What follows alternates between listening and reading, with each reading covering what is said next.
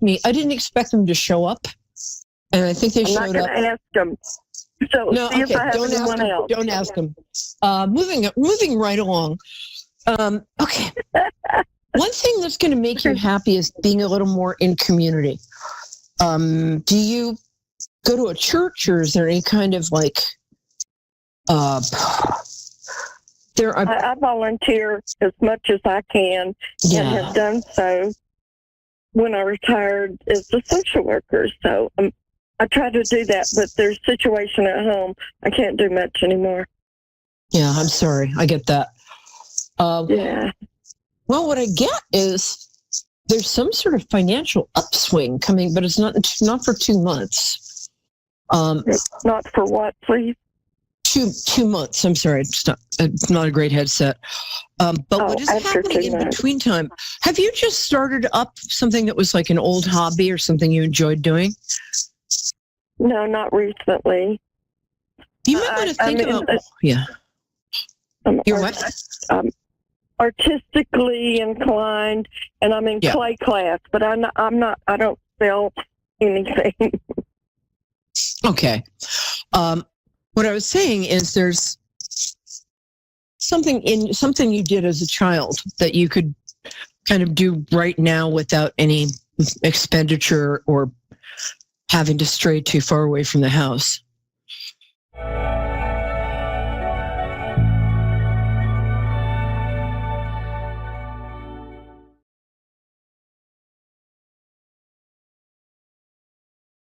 Hello, everyone. Welcome to another week of Insights with Solaris, where I am your host, Jennifer, a tarot reader for over 10 years and a certified Reiki master, sound therapist, and a whole bunch of other things. But at the end of the day, I simply say I am a channel of spirit, bringing messages and guidance for those who come find me. I always like to start out with a weekly energy check-in, and these are always energies that are playing around just a collective, but it is going to affect each person a little bit different. But because you know the situations around you, it can help you navigate a bit more. So it looks like the following 7 days is that you're going to be really working with another person. Now, this could be in many different ways, as I explained before. It could be in work, it could be in romance, or somebody you're about to meet. You could start a business partnership. But whatever is coming forward, over the next 7 days, you're going to be really seeing yourself coming in and working with others. It's going to be a little bit of slow movement, but it's like you're working on some type of shared goal, and that's going to come to fruition, if I can speak today. But any pause in actions that you have, or any worry that you have about this partnership, again, it could be finances, it could be career, it could be romance.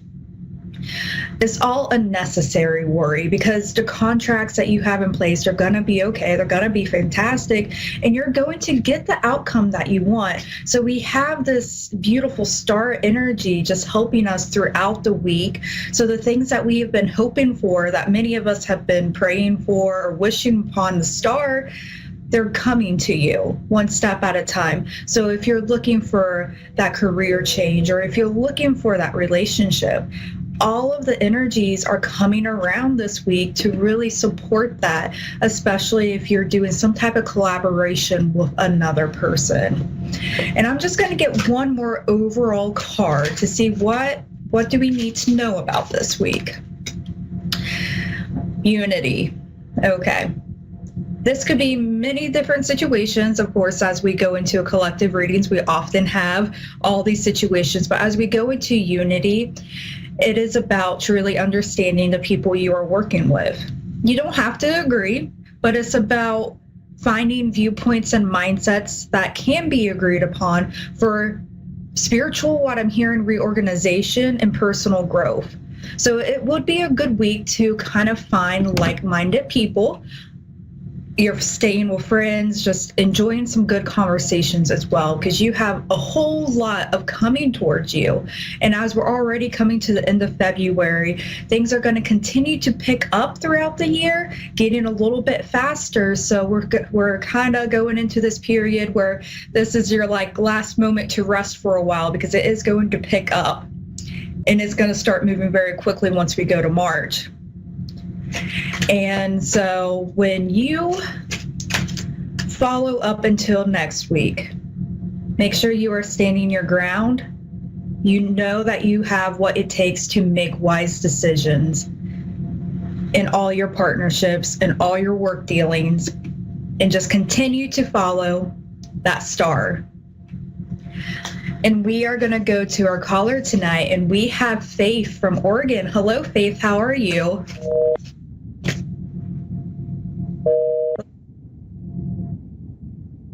So it does look like we lost Faith, so that tends to happen. You never know exactly what goes on into the universe. And again, I'm pulling out the exact same cards for the overall energy as that star card. It would be, and also for some of you who may find yourself struggling this week, is going in and looking at kind of your patterns that you came across from childhood. Because as you're moving forward, it is time to really explore why it is that you react the way that you do, why it is you have these hopes and dreams. Do you know why you have a favorite food or your favorite color? So it was a really good week to explore these things, because a lot you're going to be asked to leave in the past as you move forward. And we always are kind of resistant to change. And that's completely natural. The unknown can be scary, and we naturally kind of resist the unknown because we don't have the information that we need to react appropriately. So if you don't have a steady foundation, especially if you are coming into that childhood memories, just continue to go on, explore that, and then that is going to help you create that situation that you want throughout the rest of the year. And we're going to see if we have Faith on again. Hello, Faith. Can you hear me? Yes, this is Faith. Thank you. How are you today? I'm doing great. How about yourself? I'm doing really good. What type of questions did you have tonight? I guess the biggest question I would have is the best information I could receive at this time. I guess I don't have anything too general besides what direction I should focus on the most in my life right now. Okay, so I am seeing a lot of cluttered thoughts. Okay. In the middle of it, I'm seeing a burden, and especially emotional regards. I feel like it includes a partner, but it seems more it could be related to a child. Or do you have a child? I do have a child, but I did also have a partner who I felt was very childish that recently completely cut off ties from last night. Yeah, so I can really feel that heartache right now. And the events leading up to it, I hate to say it, but it was necessary, because it's some things you got to go through the hardships in order to really understand what is capable, what is possible in the future. So as of right now, with all emotions coming through, don't make any quick decisions. There's going to be confusion for a little while. So until you feel that confusion and all those emotions clearing up, allow yourself just to sit back and watch, observe. Okay. I do like that overall in that energy, you are being shown what things need to be fixed, because you are carrying over things from your patterns. So it could be past relationships. It could be things that you learned from your parents, and that there are some things that you could let go to help you move forward. It can be a situation in a period where you may want to go back and look at the relationship with your children and see if there's anything that they need extra support with.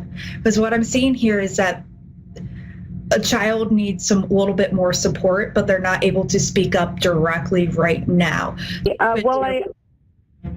Go right ahead. I was going to say that I feel like it's come to an end with this past partner. We've actually been exes for a while, and I'm getting ready to move to a new location. And while I do care deeply about him, and I just don't know if he's able to not revert back to this kind of like childish responses on that side of things. But do you possibly see anyone else or any new people coming in? Okay, so let's see what we have. And I'm sorry to over direct it. Whatever comes through is what's going to end up being important to me.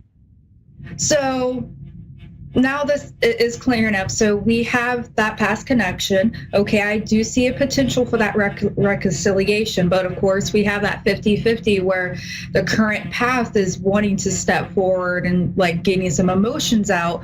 But we do have the King of Wands here too. So typically when I see this combination of cards, I am seeing it as somebody who can still be very impulsive. So even though it is somebody who was like, okay, I can step up this time, can still be an impulsive energy. Okay. But as we're moving through these emotions, there is a decision possibly in the future. And this energy does kind of, why I'm thinking it will be another person, because it is the opposite energy of here. It would be someone potentially a few years younger than you, but somebody who is compassionate and does have some emotional empathy and emotional intelligence, which will be quite a bit changed to what you used to have.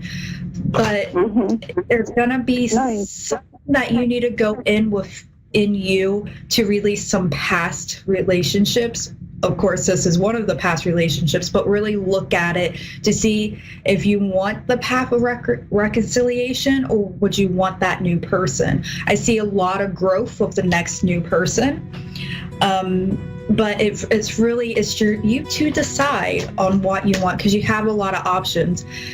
But I do see a lot of communication to you in regards to a new person. So this could be, especially over text, over social media, that someone's going to be trying to get your attention. Also, this your ex-partner could be reaching out to you and breaking kind of that no contact information, especially as Venus is going in retrograde within that March period.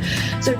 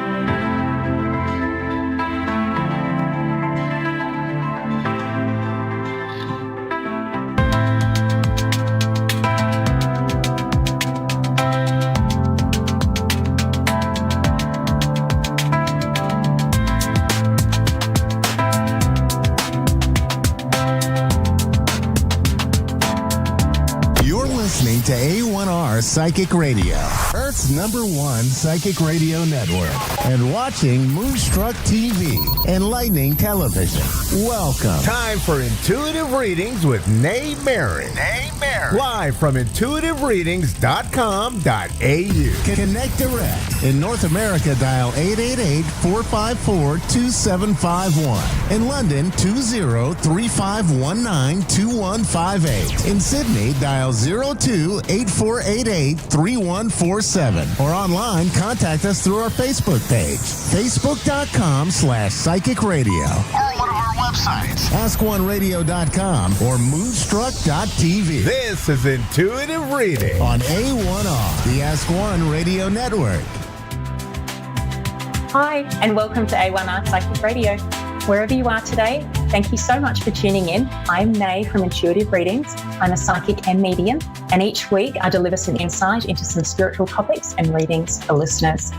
So today's a special day, and I want to share with you why. It's a little bit of news in our family. It has been 1 week since our family began fostering a little dog. His name is Denny, and he's a cute little black and white, spotty little guy that we met through the Bellevue Animal Rescue here in Toowoomba, which is a beautiful community of people who rescue, foster and rehome animals throughout the whole of Queensland. So they're doing some amazing work. And so I thought to mark this, our 1 week anniversary with Denny, and, generally in the spirit of working with animals, I thought today it might be really nice to do some communication with animals. So you may have seen TV personalities like Cessa Milan, the famous dog whisperer. But did you know that you too can also connect with your pets and animals on a more deeper and energetic level? So whether you have a dog, a cat, a horse, or if you're my brother's children, an axolotl, a rat, or a scorpion, you can communicate with your animals as well. And I'm going to show you how today. So let's take a moment to think about how animals communicate just generally. Animals are really, really intuitive. So they can communicate primarily through their energy and body language, and of course sounds. And animals can also see spirit as well. So tapping into that communication channel and that energy field, anyone can communicate with animals. And in that space, you can then help them to, maybe overcome fear, aggression, or behavioural problems. And it can be really complementary. Obviously it's not a replacement for those more traditional training methods, but it can be really complementary to communicate to animals in that way, because it's all about energy and tuning into what the animals are feeling, okay? So Cessa uses a method he calls calm, assertive energy. And so he doesn't just speak to a dog with his voice, he does speak to them with his body language as well, and his energy and his mind. And believe it or not, you can too. And so what you can do, and I might invite you to do this now actually, if you sit in a quiet space with your feet flat on the floor and just take a moment and just breathe. And what you can do is just release all the tension in your body and imagine that you're becoming a calm and clear channel of energy. And what I like to do is just picture a large bubble around myself. And this is my aura, okay? So picture your aura. And as you're breathing, that bubble of light will expand and get larger and larger. And all you would need to do in this space is just picture your bubble just absorbing the animal that you're thinking about, okay? So and by doing this, you are blending your aura with the animal's aura, okay? And when you're in that space and you're comfortable, you just take a moment to interpret that energy. And it's always the first thing that comes to mind. So perhaps ask yourself, do you feel calm in this moment? Do you feel anxious? Are you happy? How are you feeling? And animals communicate emotions through energy, and they'll pick up on yours. So try to align your energy with theirs. So say, for instance, if you're trying to connect with a dog or a cat, just imagine it, or just feel the love internally and the warmth that you feel for that animal, and send out a mental signal to them. And that's really key to getting them to open up and to trust you, okay? And with time and patience, you'll begin to sense what they're feeling, or even hear words or see impressions as well. I know personally, and for some other empaths as well, I've heard we can have a really hard time going to certain places, like going to certain zoos, for instance, particularly where there might be sort of larger animals who are really far from their natural sort of organic habitats. And I find it really difficult in those situations not to feel the emotional state of those animals. And it can be quite upsetting. But in those opportunities as well, it's really important, if you are one of those people and this does resonate with you, to actually send out love and send out healing to those animals, and in those situations reassure them that they are safe as well. Okay. But generally speaking, communicating with animals is a really, really rewarding practice, and I'd encourage you to give it a go. I know in my mediumship practice, animals do tend to come through all the time, and it never ceases to amaze me how rewarding that is for clients, because they're often just not expecting it. They'll often expect their human loved ones to step forward first, but when it's a childhood pet that they adored, they just it's often unexpected, and that's really rewarding. Okay, so we do have someone on the line. I have Carol in Cedar Lake. How are you, Carol?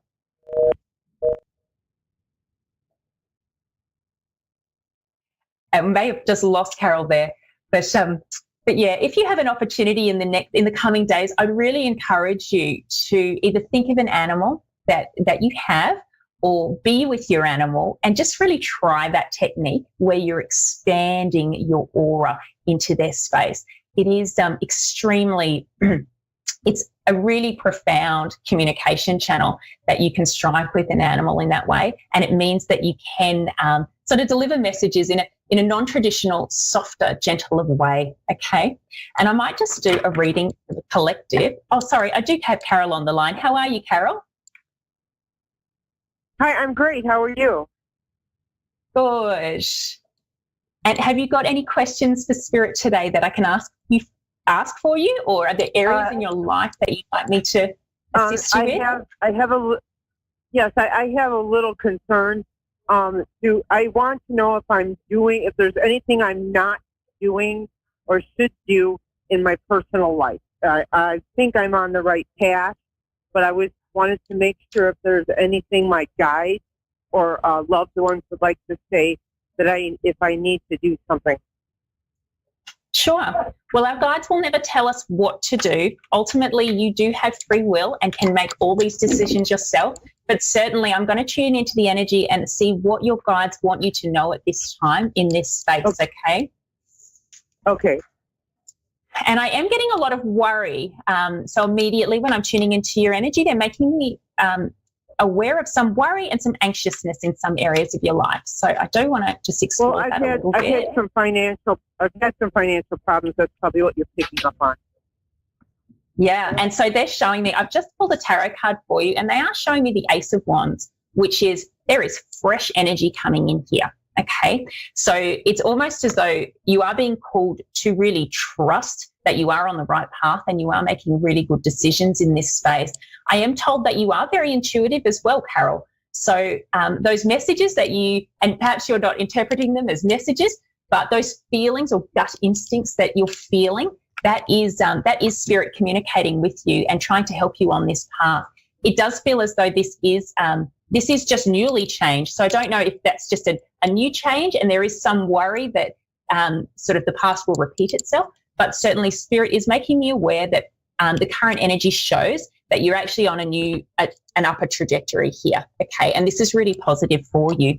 So I might just see what's coming in the future space there as well. Okay, and so Spirit's just showing me here the Queen of Wands energy, which is a really beautiful energy, which shows you can see the Queen sitting on her throne here with a sunflower. Sunflowers represent happiness, okay? So this is a really positive, beautiful message from Spirit that you are doing all the things that you need to be doing at this time. I am being made aware, though, as well, that with some of that worry, it's unnecessary is what they just said, okay?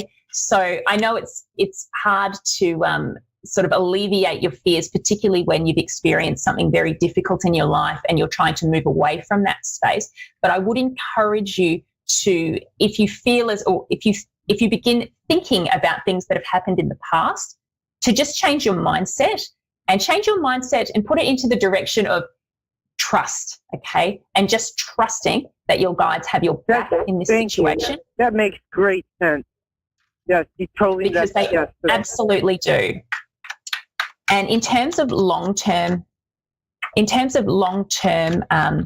prospects as well, and how the real future looks there, you know what they've just said? you've been grinding for a really long time and working really, really hard, but that is all going to change, okay?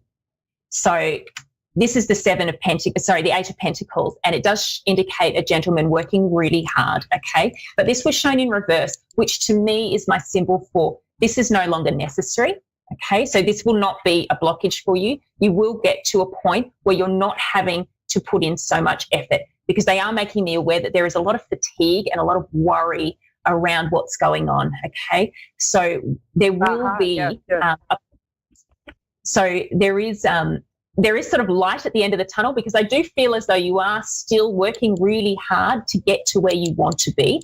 And particularly with the 8 of Pentacles, that does relate to finances and economic sort of your financial situation. But it's certainly nothing to worry about in this space at all. They are indicating that it has been hard, and it is hard now, but certainly with that, the Ace of Wands coming through, that energy is changing, and it's started to change already. And now that we've got this other card, we can see that you're not going to be having to put in, you're not going to be burning the midnight oil the way that you have been, okay? I do feel as though they are saying luck as well. So I do feel something does come in for you in the next, is that 2 weeks, 2 months? I feel as though it's the next 2 weeks, actually. So something, and they did say luck. So it's almost as though a lot of luck is coming in the next couple of weeks for you in this space, and it will alleviate a lot of the work that you have had to do, okay? Well, that's marvelous. Thank you so much. You are absolutely right. I've been working hard. I work in a grocery store, and I'm a meat wrapper, and I have to lift 50-pound boxes of chicken, and I work hard. I work so hard, and there is talk of a raise. So this could be what you're talking about. Could be the very well be what it is, and especially with this Pentacles in reverse. Okay, that could very well indicate that you do have something really good coming your way. Well, all the best of luck, Carol. Thank you so much for calling in. And thank you so much, everyone else, for tuning in today. That concludes my show. If you have any questions or experiences which you wish to share with me around communicating with your animals, please do connect with me on Facebook at Nay Mary Intuitive Readings. Have a fabulous weekend.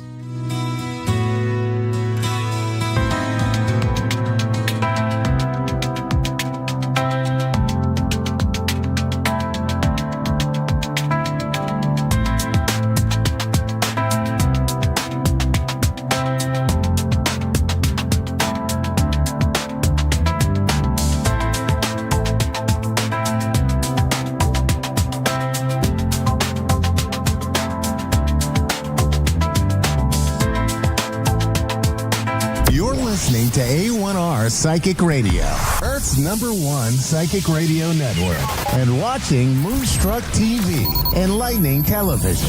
Welcome. Time for Zodiac Zone with Melissa Markham. Live from MMAstroVibes.com. Connect direct. In North America, dial 888-454-2751. In London, 20-3519-2158. In Sydney, dial 02-8488-3147. Or online, contact us through our Facebook page, facebook.com/psychic radio. Or one of our websites, AskOneRadio.com or Moonstruck.tv. This is Zodiac Zone On A1R, the Ask One Radio Network. Hi everyone, happy Valentine's Day Eve. So tomorrow is Valentine's, and it's kind of so cool that it's on a Friday, right? On a weekend. I'm pretty excited about that. I wanted to mention where Venus is. Cosmically, Venus is in Aries, which it doesn't always like being in Aries. Aries is a detriment for Venus. And what I mean by that is that Aries is not necessarily tactful. So it struggles for that. When we think about Aries, we think about directness, impulsiveness, but we also think about passion. So for those who have Venus in Aries, these are some of the things that, that are part of your chart. I have Venus in Aries.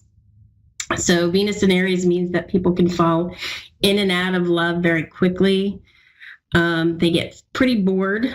So how it works was that Venus went into Aries February 4th, and then it goes back to Pisces. It goes in retrograde on March 27th, which is very interesting because March 27th is my birthday.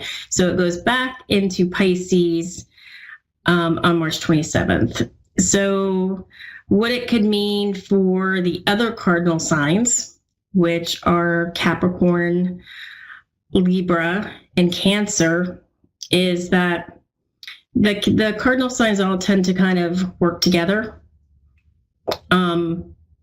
So what it could mean is that maybe it's good in love if you have a conversation or something that you want to say, that to be very direct and to mean what you say and say what you mean. And also express your passion.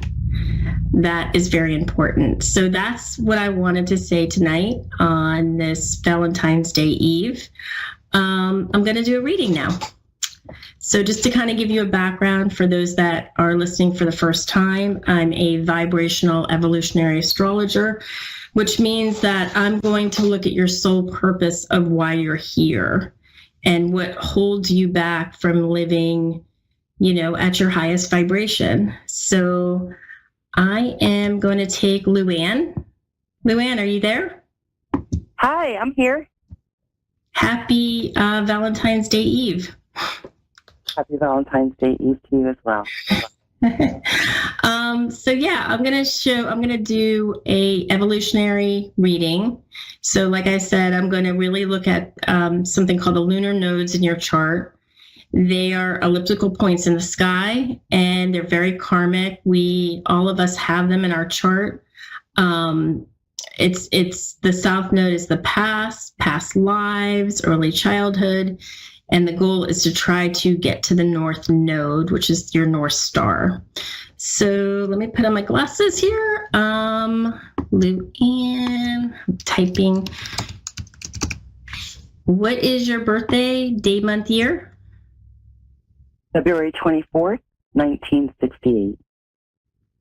I'm sorry? February 24th, 1968. 1968. 1968. And what was your birth time? 8:46 a.m. 8:46 a.m. And what was the city and state that you were born? Bronx, New York. Bronx, New York? Yes.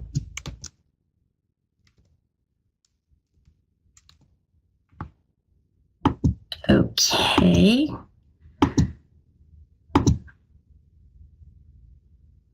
Okay. So very interesting chart. I'm going to say what it means. I'm going to talk astrology, and then I'm going to tell you what it means. Your south node is in Libra in the 6th house of Virgo, and your north node is in Aries in the 12th house of Pisces. And also, just a side note, you have a yod in your chart, which is a spiritual assignment. So think of like Princess Diana. Her 2 sons both had yods in their chart, and it was really about ancestral mission to kind of change the monarchy. So I feel like you definitely have mission and purpose in this lifetime. With the south node in Libra in the 6th house, I feel that first you worry a lot. You're a worrier, and you definitely are a people pleaser, especially probably in your work. You probably are the person to kind of take on more projects, or always there to help somebody, and always there to, lend a supportive ear or hand. But it's almost at a detriment in the fact that you're not giving it to yourself. You're always helping others. And it's really about you coming into your Aries. And your ascendant's in Aries too. So it's really about you standing up for yourself, leading something, building something, and you saying, you know what? I'm okay. I don't need others to define who I am. I am all of me is me. And it's in the 12th house. So I feel like when something's in the 12th house, it's really coming to terms with it, not only in a conscious standpoint, but an unconscious standpoint, where you really feel the best about you in all situations. And you do have Chiron. I do look at Chiron. Chiron is the wounded healer. In Greek mythology, Chiron was a centaur, half man, half horse. And he was immortal. So he existed in his wounds every day until he was released and really understood the meaning in life. Yours is in Pisces in the 12th house.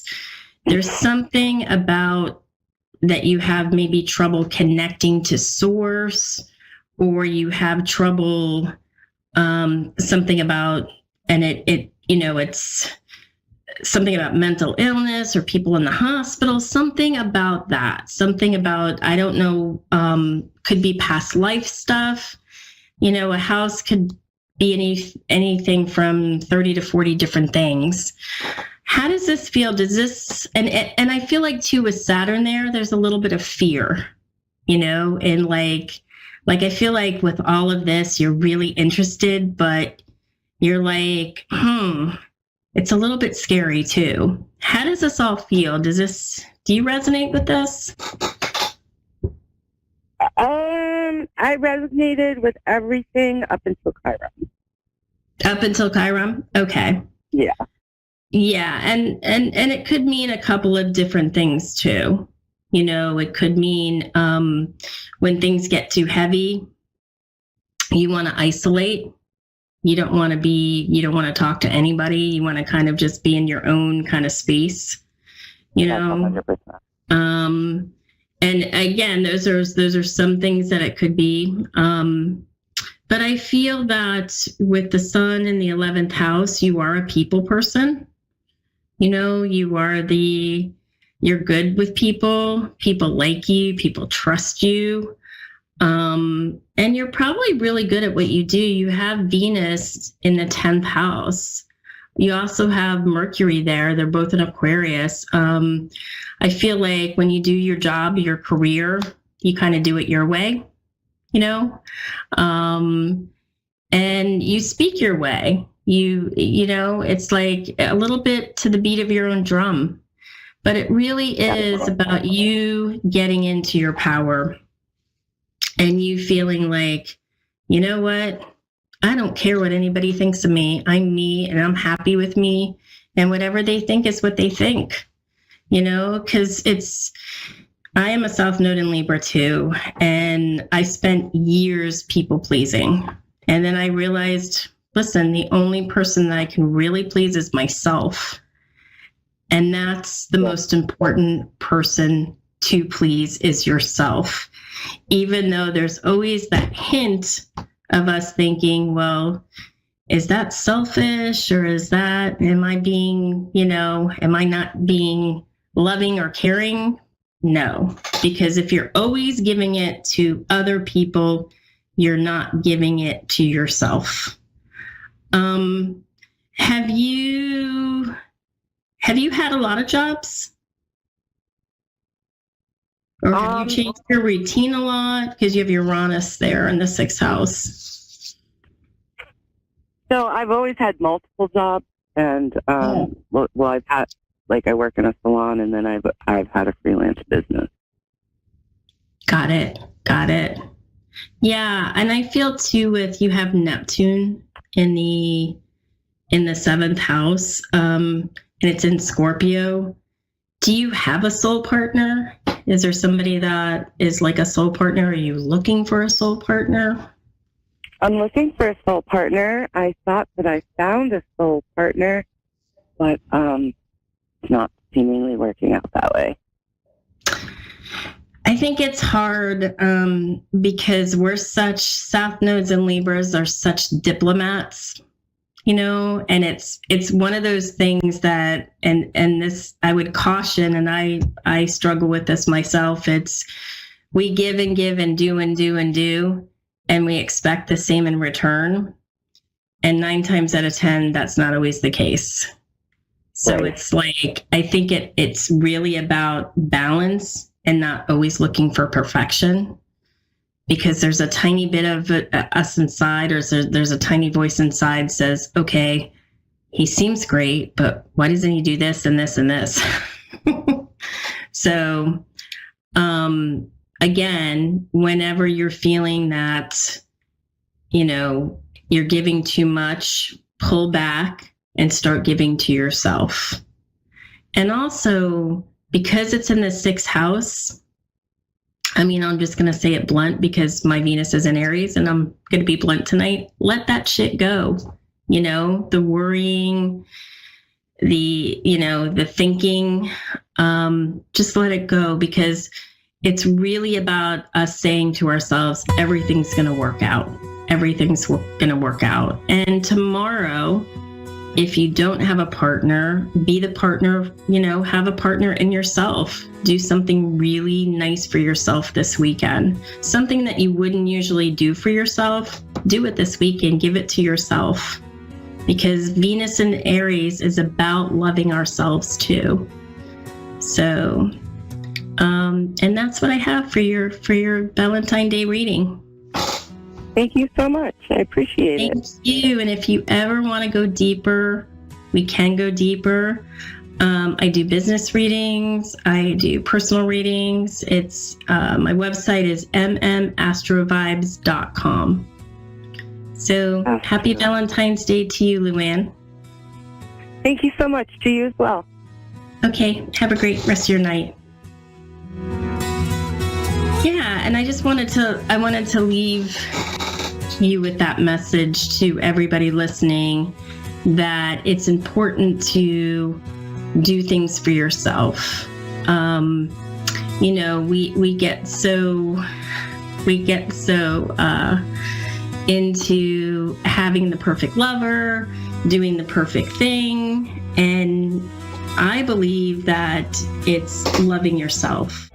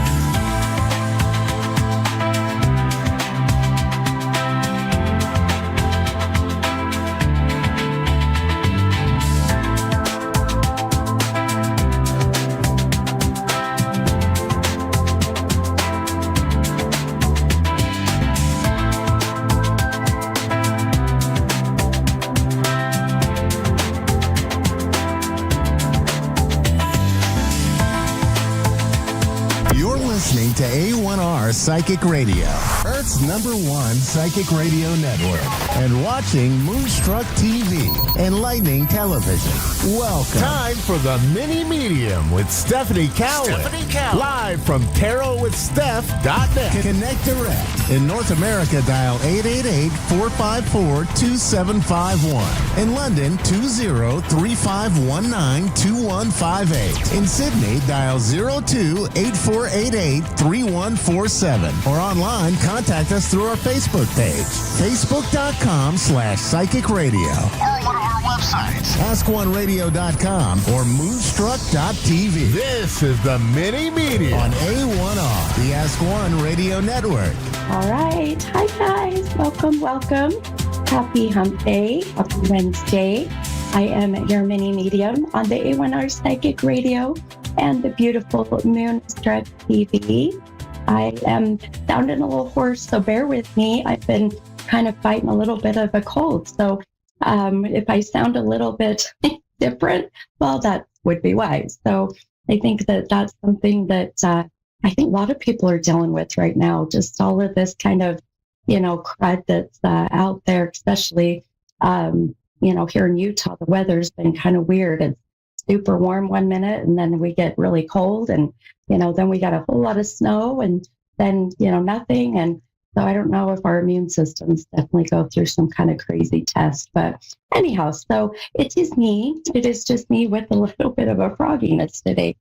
Anyhow, well, I hope you all are having a beautiful week. Can you believe that we are literally almost into March, which I don't know about you guys, but I am ready for some warmth, I guess, depending where you are here in the U.S. For the most part. We're going through our winter time. I always say that I need to move to a warmer state, like maybe Florida, or, maybe just like even to some island that stays 80 degrees all the time. But I don't know. Wishes.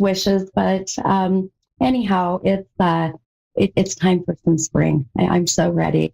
And, I don't know how you guys feel, about, typical Groundhog Day and Moonstruck television. And they've, right, the Puxatawny Phil that comes out and predicts, whether we're going to have more winter, or whether we're going to, see a spring come sooner. And if I remember right, I think the little stink ended up seeing its shadow, I believe. Is that what it is? Ran away in its hole, and now we have 6 weeks more of winter, which, I don't know. I think they say he's about 50-50. So, maybe he's got a little bit of intuitiveness in him, huh? So if it's up to me, I'm going to tell you, I'm just going to listen to my body and my intuition, just because I'll tell you, there's sometimes when our weather people think, that they'll say, oh, well, it's going to be, 10 inches of snow. And you look outside and, there's literally nothing. So, I know that they do their best, but what do you do, right? So anyhow, but I'm ready. I'm ready for some spring. I'm ready for some warmth, and definitely ready to get out to somewhere to the beach here, hopefully soon, which of course we don't have them here in Utah, unless you want to go to the Great Salt Lake. And yeah, that's just not as fun. It's pretty gross. So anyhow, all right, you guys, well, enough talk about the weather. I did pull an affirmation card for the week, and I loved this card, by the way. It's interesting, the things that I'm going through in my life right now, as I pull cards, without a doubt, I feel like we can connect with whatever these affirmations are and apply them in our own lives. So I know this particular affirmation fits beautifully with what I'm going through. So I hope it does for you as well. So I picked the number 12 card. So as many of you know, numbers that come in, I'll see numbers throughout the whole day. And the number 12 has been very significant today. 12, it's just been a number popping up all over. So it'll connect with someone tonight. And either one of my callers, or even when I do my free readings and whatnot. And I've actually moved those to tomorrow night, by the way. So I'll be doing my free readings every Thursday night. And that'll be on my YouTube channel, which is also, it's Mini Medium 7-5. So look at that. 7 and 5 is 12. Must be my number. So hopefully someone who calls in today will connect with that 12, and we'll see how that kind of flows. But 12 is also a very important number to me as well. My mom, who has passed, birthday was on the 12th, and actually tomorrow will be my mom's her anniversary of passing, and she passed away. It'll be 13 years. So, 12 years. It was in 2013. So you see where the 12s are coming from, right? So without a doubt, my mom's with me today, and being tomorrow is the anniversary, I'm sure that's part of this as well. But the 12 is the number. That is the number of the card that I pulled. So the affirmation for you all says, It is safe for me to explore unknown worlds and try new things. So it is safe for me to explore unknown worlds and try new things. And I love that. I love it. It's where, the the motivation or the advice to step out of your comfort zone and to explore, things that you've never done before. And this doesn't mean you have to totally jump out of your comfort zone, but, baby steps. Sometimes some of us need baby steps. Unless you're a Gemini like myself, and you just take big leaps of faith and throw caution to the wind and trust the universe will take good care of you. So which the universe has very well taken care of me. So I'm very blessed in where I'm at. So anyhow, hopefully that affirmation fits with you all, and just kind of gives you a little bit of that, kind of push to try some new things in your life, which, I always say there's you got one life, one chance. And if you look, you guys can even see how I'm just, okay, this is really interesting. This is no coincidence. My tattoo is showing today in the shirt I'm wearing. And that's literally what my tattoo says. It's got these cute dolphins, and it says one life, one chance. So look how, I'm telling you, no coincidences. So I have a feeling readings are going to be absolutely incredible with all this beautiful energy. So let's go ahead. I'm going to take my first caller, and I'm super excited. I have Lorraine from Canada. Hi, Lorraine. This is Mini Medium. How are you? I'm wonderful, thank you. Good, good. How can I help you tonight, my friend? First of all, the number 12 is my mom's birthday as well. So wow. I was listening to you there. Oh my! And I am concerned about her. She's not well. She's still living, but she's not well. Okay. Her birthday's January 12th. That is my mom's birthday. Okay, this is really, I've got goosebumps everywhere, Lorraine. Oh my gosh. Yeah, my mom's birthday is, I should say, but we still celebrate, obviously, heavenly birthdays, but January 12th of 49. So, yeah, that's crazy. I love it, and I truly feel that, my mom's been with me today. Like I was saying, tomorrow is her anniversary of passing. Tomorrow will be 12 years since she has been gone, and just can't look at this as a coincidence at all. So, no, because my mom's really not well, and yeah, and she wants to transition. So, well, she says she does. So that's interesting that's coming up. Yeah. Well, these are our guides working together. This is, your loved ones in spirit. Being very present with me today. I think they're trying to prepare me. Yes, absolutely, I think I'm being prepared. I believe so. But my question is about money, like finances, maybe a job. Like, is money coming?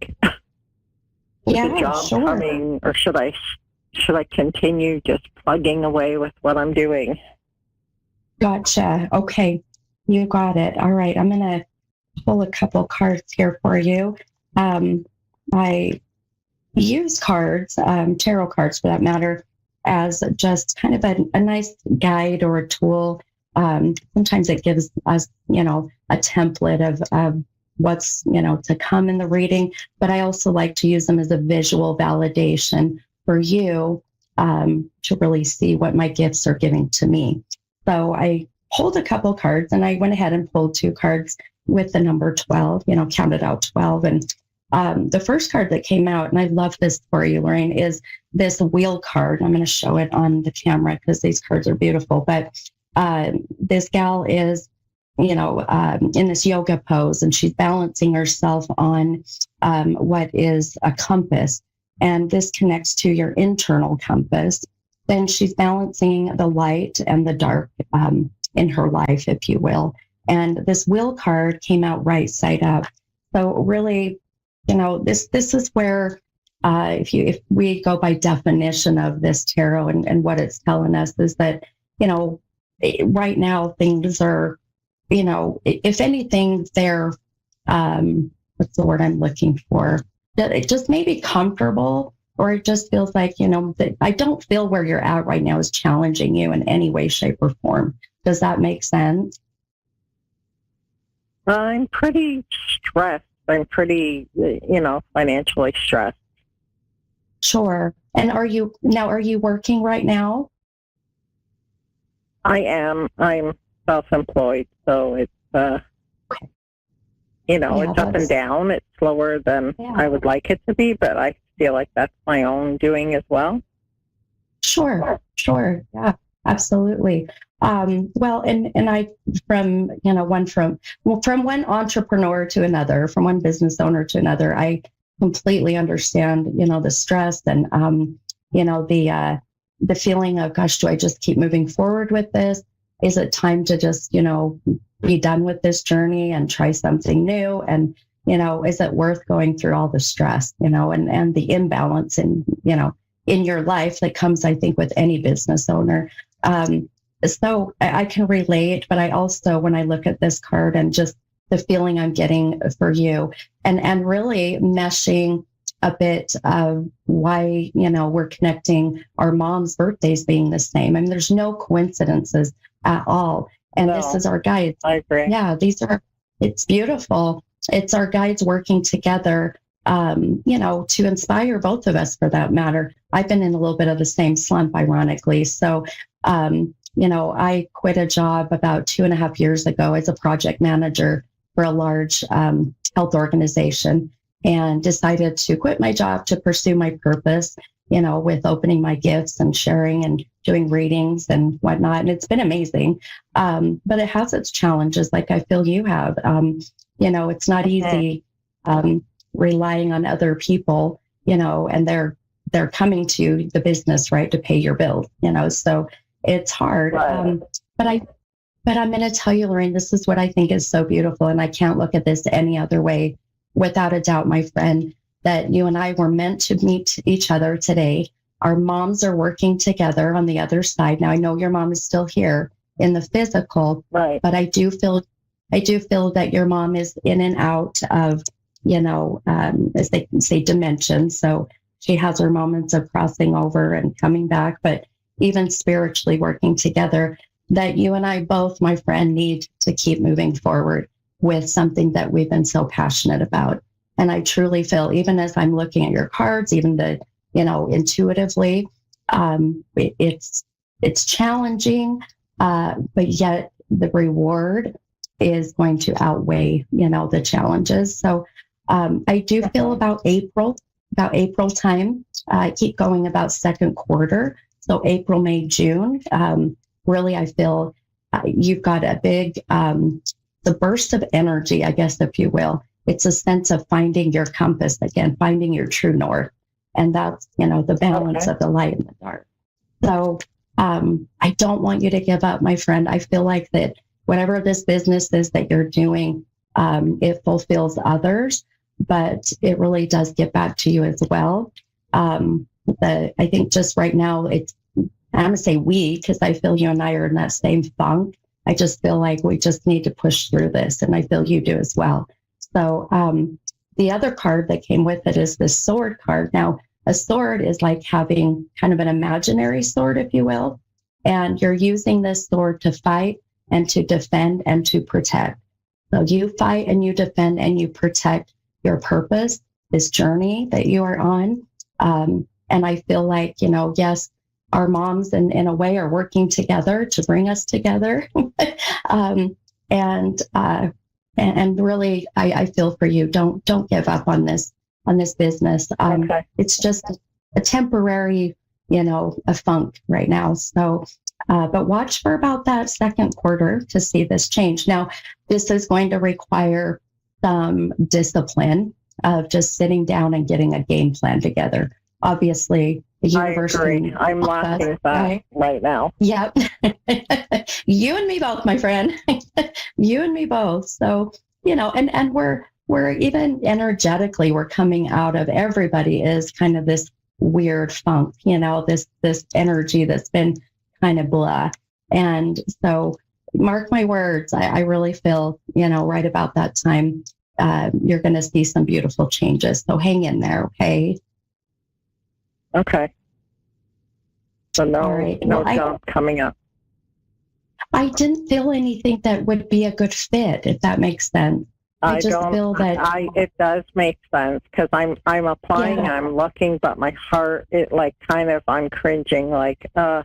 Yeah, yeah, exactly. That's what I feel. I feel if And I did, I had a dream last night that I believe he was a guide, put a gold coin in my hand.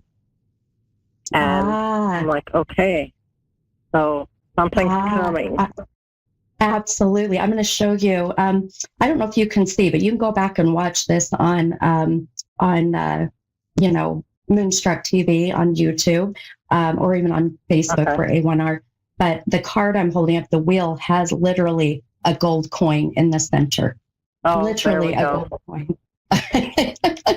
So here's your sign, my friend. So I agree. I think and it's not even a matter of you getting a job. Absolutely, I feel like you'll have an offer, but it just will be settling. And life's too short. It's just too short. So so just keep pushing through. And our moms. My mom, unfortunately, being on the other side, and your mom not doing well right now.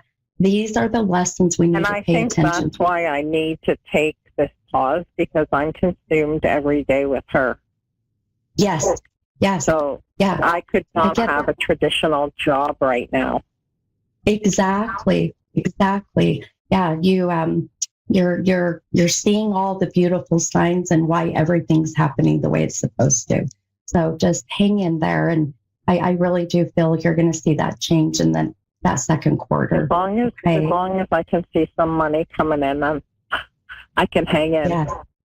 Yes, agreed. Well, and that's going to, like I said, that's going to require you to sit down and get this game plan together, right? And I know you will. I can tell you're a very determined person. When you put your mind to something, you go right after it. Are you a fire sign? You have a lot of fire behind you. I'm a Cancer sun, but Leo rising and moon. That makes sense. So that Leo rising, that is, absolutely. Yeah. And so things are going to change with Mars coming out of retrograde, out of Cancer. So. Yes, exactly. Yep, 100%. And we're getting into that Pisces season, and Pisces is where we really connect to our spiritual side. So that's why I say we're all in this kind of little bit of a funk, but it's going to get better. Right. Hey.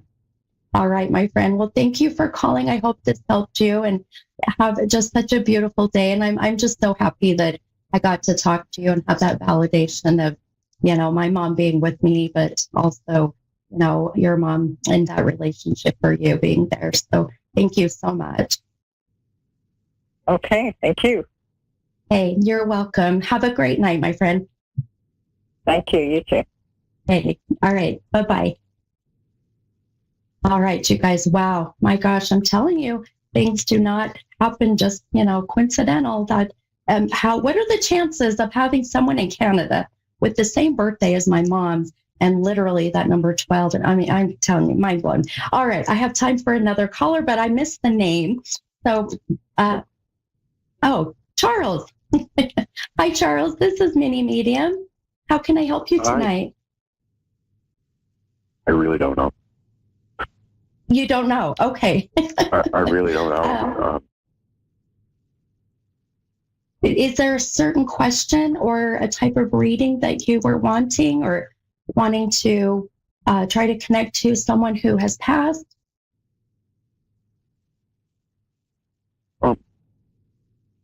I really don't know. I'm really stagnant right now, and just got over a relationship.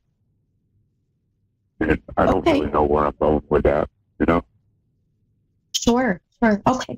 Sure. Let me pull a couple cards for you. Let's see what direction that, I feel that, I always say it's general reading, but it's always going to be the first thing that is shown to me, per se. So give me just a moment here. I'm going to pull a few cards for you.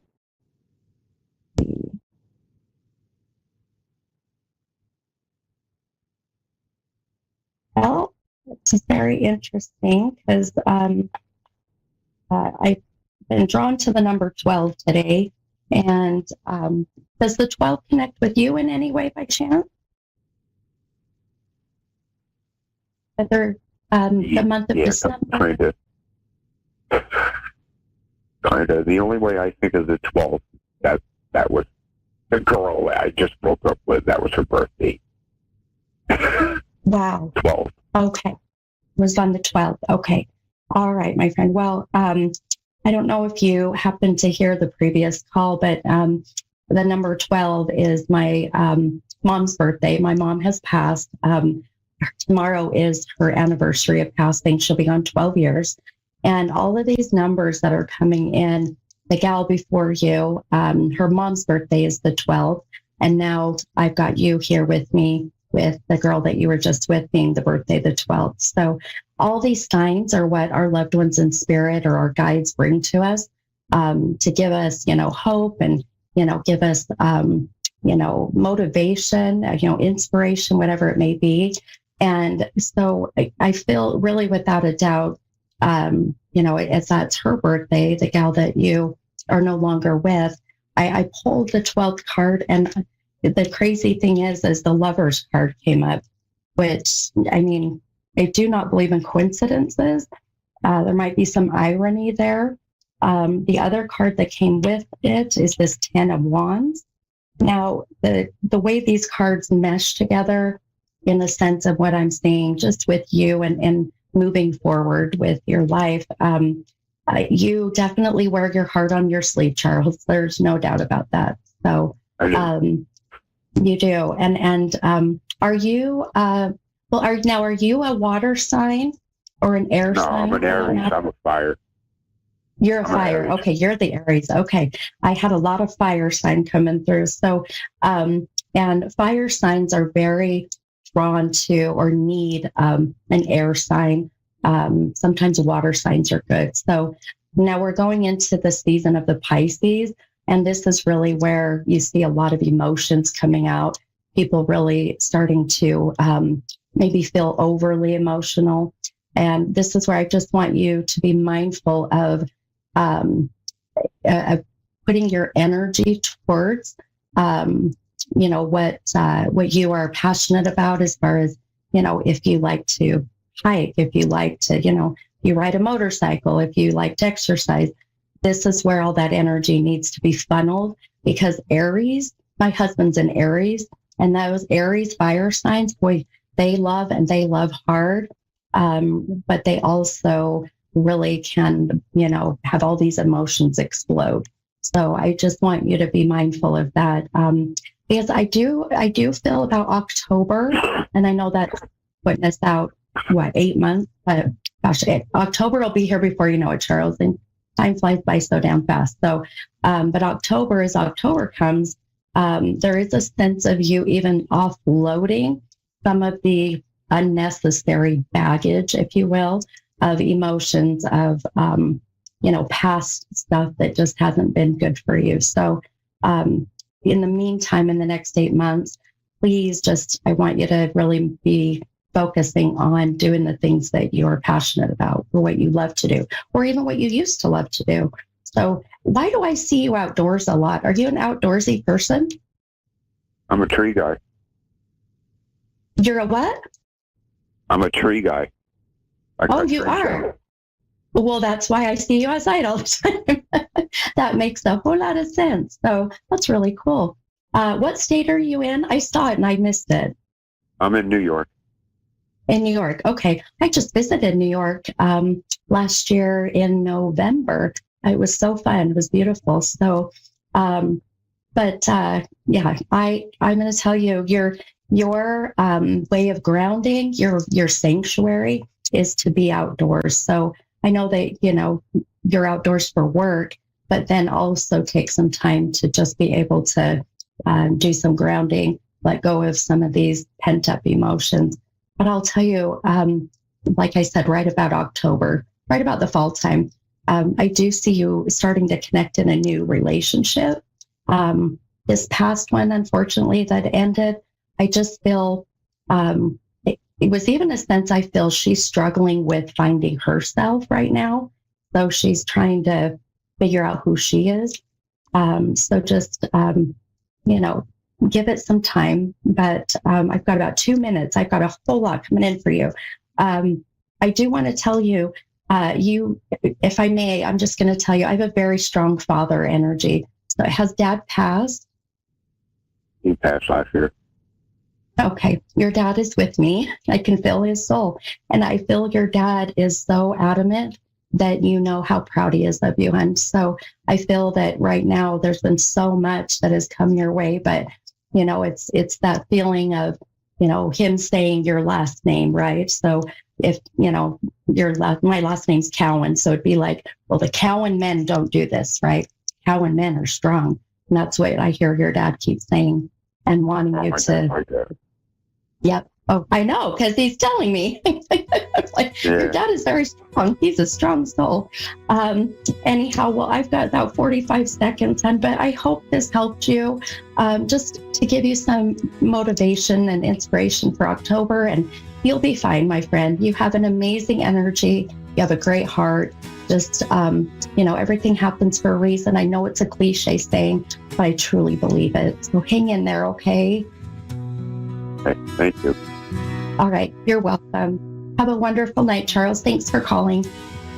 You as well. Bye-bye. All right, my friends. Boy, gosh, 30 minutes goes by so fast. So what an amazing night. I'm literally going to get off and start crying because I know my mom's right here with me. So thank you guys so much. I cannot wait till next week. Energy is incredible. So go to my website, mini-medium.com, to see all of my social media stuff. And I'll see you next week. Bye, guys.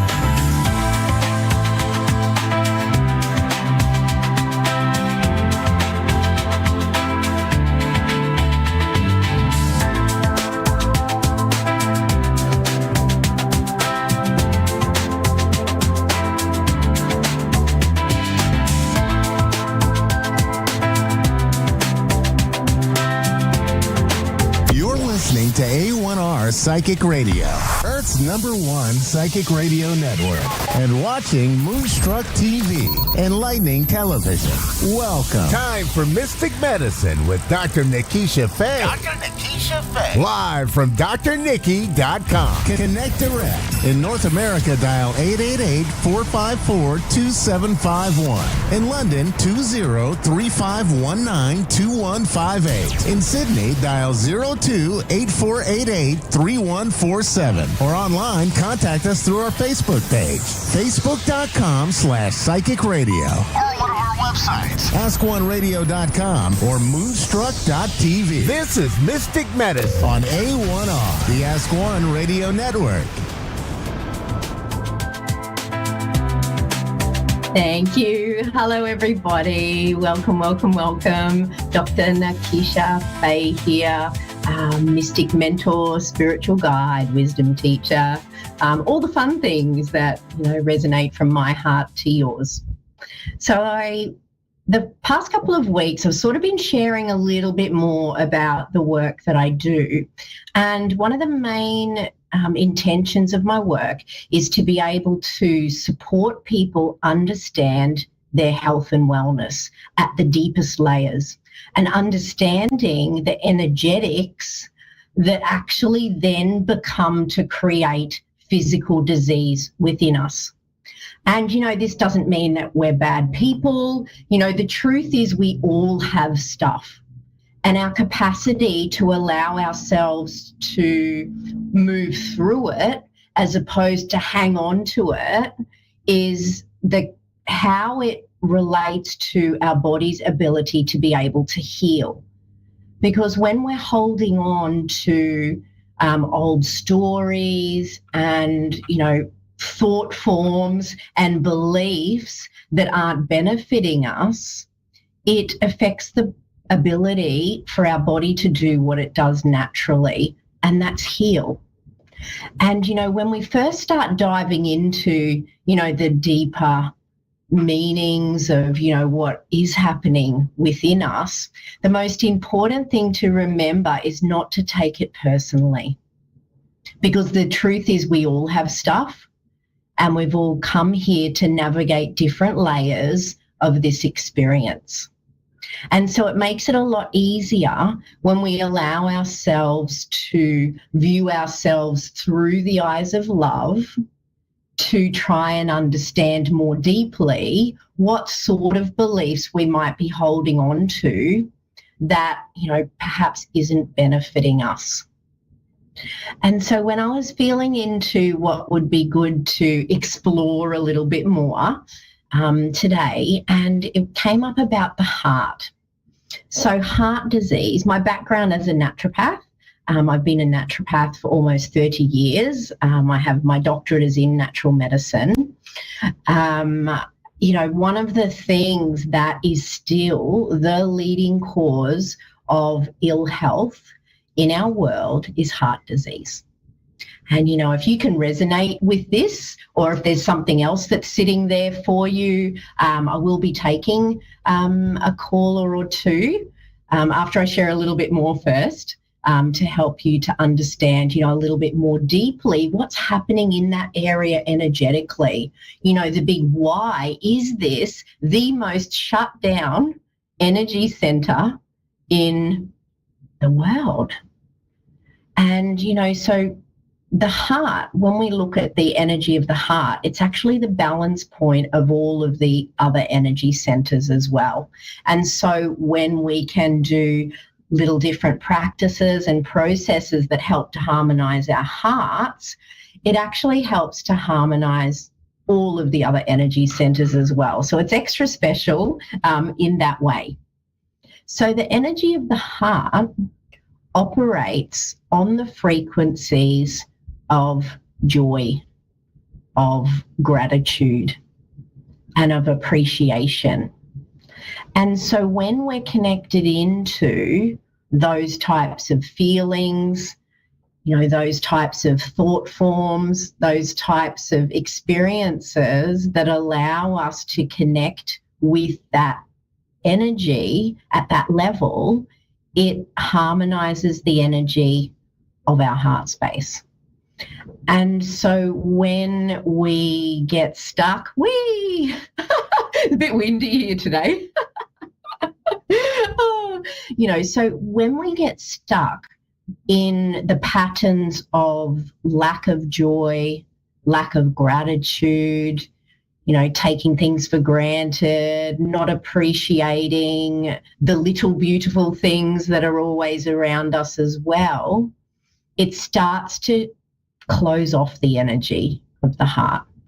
And like I mentioned in the beginning, that when any of our energy centers are closed off or they've got their energy restricted in some way, the body can't do what it does naturally, and that's heal itself. It can't come back into balance to allow itself to regenerate and rejuvenate in its most optimal way.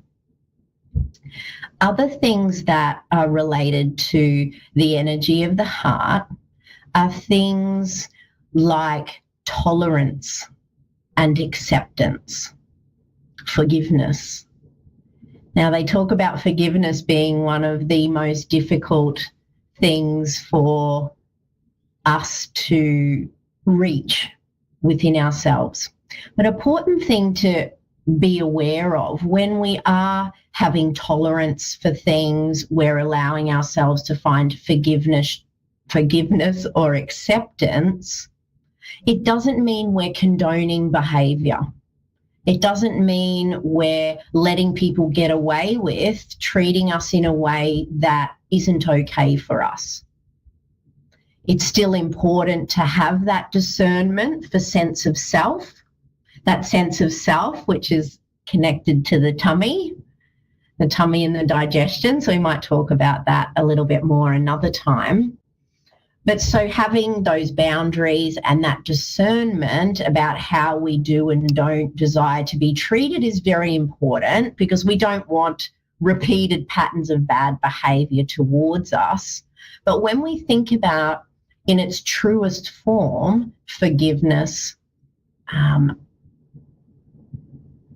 acceptance, I was about to say appreciation again, forgiveness, acceptance and tolerance, these energies are more so related to, can we release the hook out of ourselves?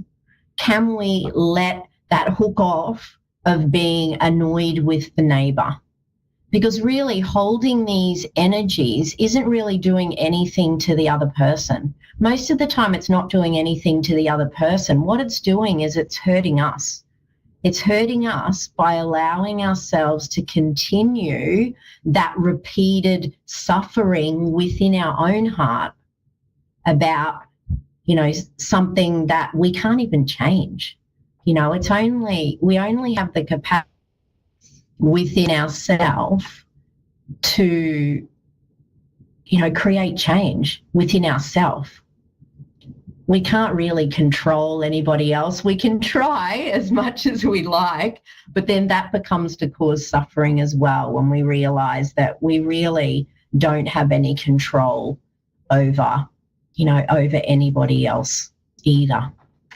And so, to come to harmony within the heart, and what also helps us to be able to move through some of that unforgiveness, the intolerance, those sorts of patterns that are hurting our hearts, especially in the long term, we can start to bring a little bit more focus on things like gratitude.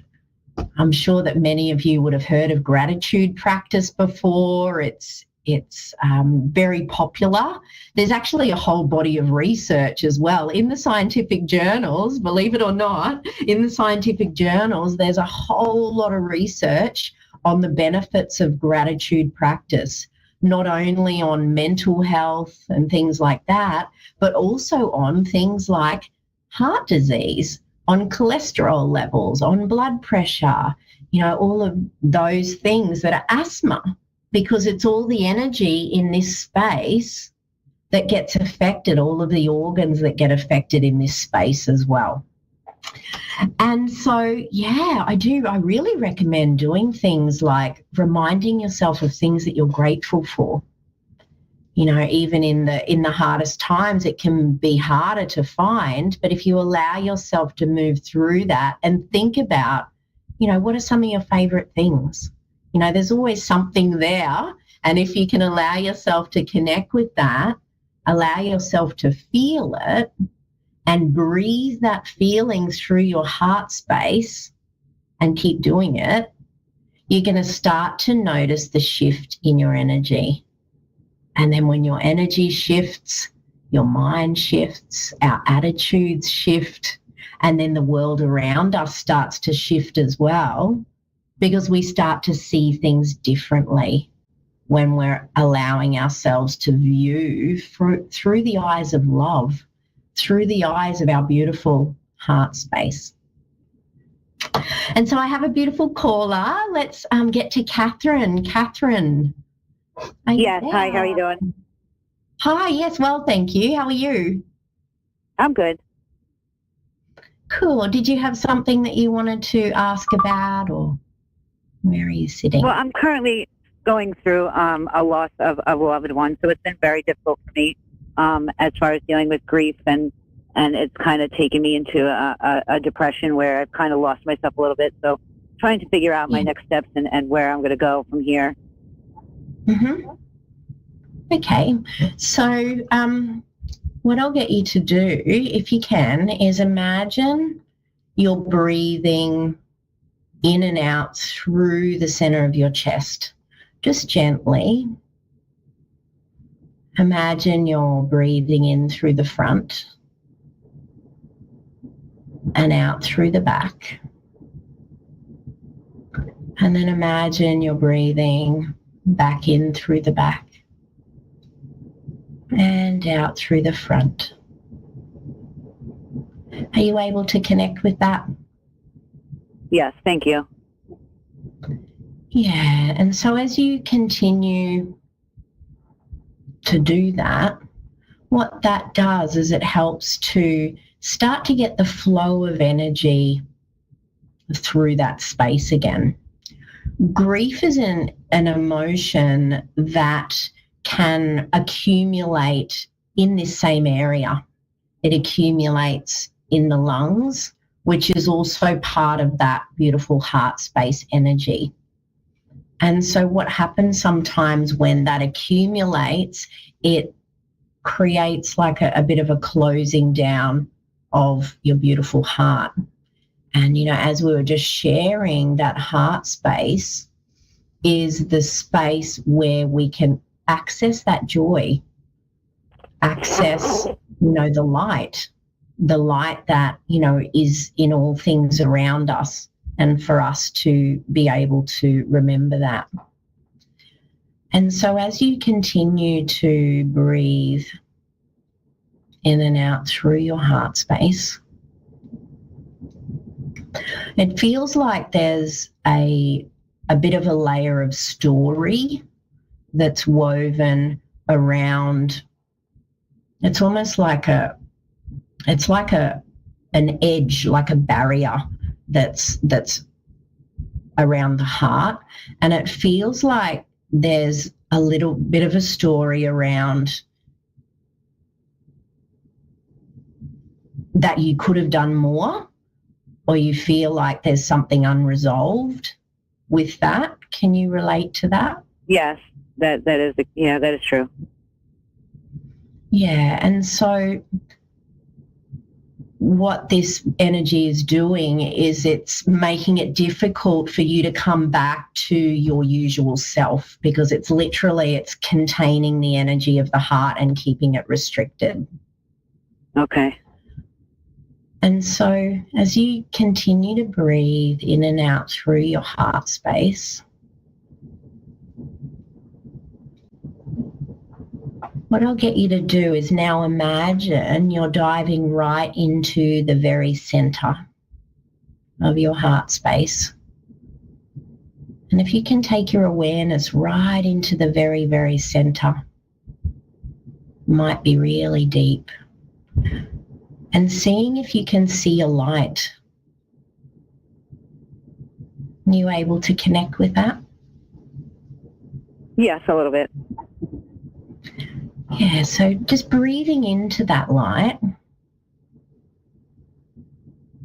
And as you breathe into it, it starts to come forward. So this is your light. A beautiful light that exists within all things. It's also a part of you. And as you breathe into that light, it starts to come more and more into presence. And so if you can, inviting that light to come forward and start to fill your heart space.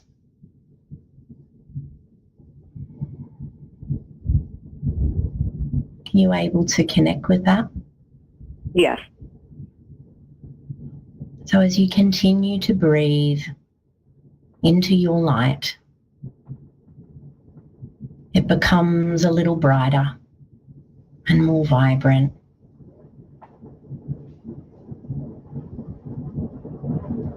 And as you continue to breathe into that, it starts to fill all of your heart space in the now. And as you breathe into your light, it also holds the energy of joy, of unconditional, and of forgiveness. And that's forgiveness of the self too. So as you continue to breathe into your beautiful light, it becomes brighter and more vibrant.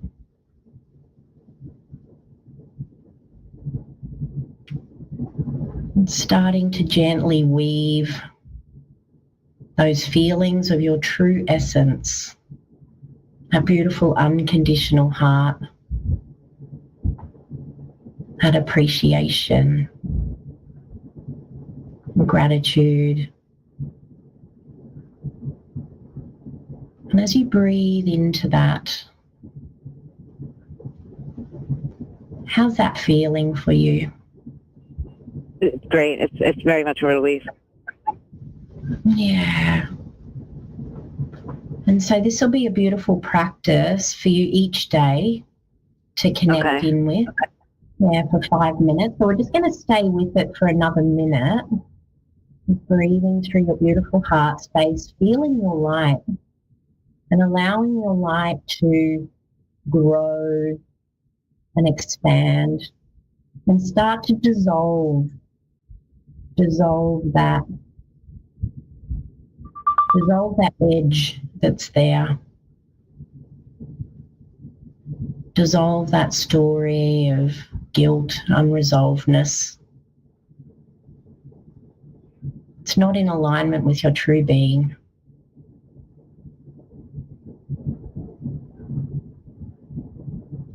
As you continue to breathe into your light, allowing it to gently start to move even further through all of your heart space and into your lungs as well. Are you able to connect with that? Yes, thank you so much. And so continuing to breathe into your beautiful light, knowing that it's unlimited. And so it doesn't take any effort. It needs only to be remembered for it to come into presence. And so as you continue to breathe into that, it's just helping to transmute the grief, transmute that from the past which cannot be changed. And as you sit in that energy, sending love to your beautiful loved one that passed. sending them your love. And know that they've received it. They too are back in light. Us taking a big, deep breath into that.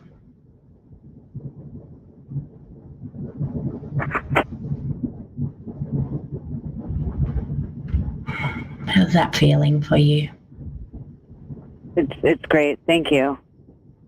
Yeah, so if you can do that every day, just 5 minutes. If you set a timer or a clock or something, you don't have to worry about the time, and just allow yourself to really be in your light, radiate your light, and remember that.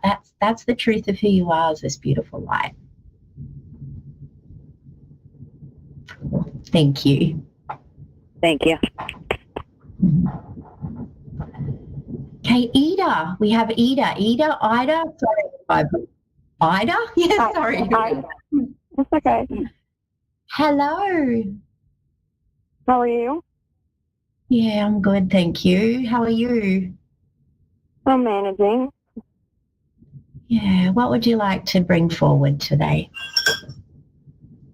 I'm not real sure at this moment.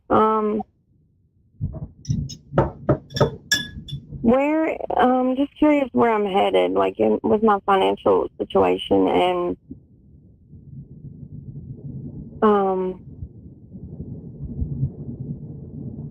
relationship status. Yeah. It feels like what would really be beautiful. Were you just listening to the past caller? Yes, ma'am, I was. Yeah. So really connecting into your beautiful heart. So I'll get you to imagine you're breathing in and out through your heart space.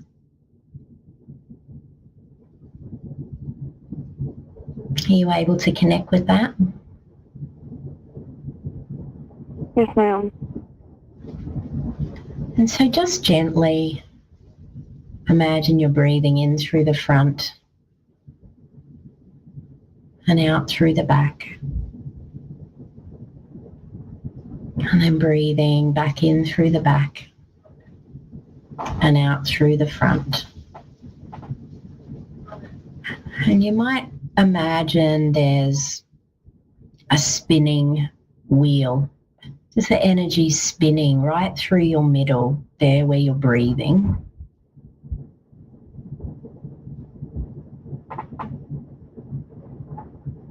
And as it spins, it's just helping it to soften and open a little more.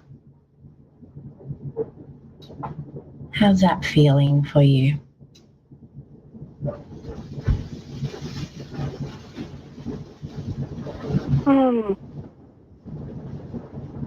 Leaving, I guess. And so as you continue to breathe through your beautiful heart space, get you to, if you can, imagine right in the very center of your heart, a beautiful light. Are you able to connect with that? Yes, ma'am. And now imagining that beautiful light coming forward.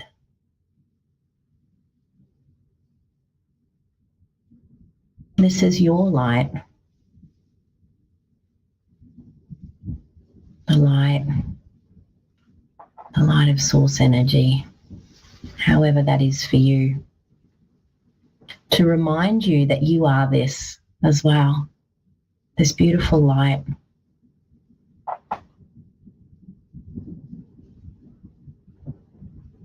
And imagine it coming forward now. And as it starts to fill your heart space,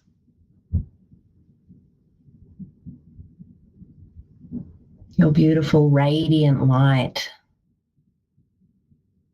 Are you able to connect with that? What?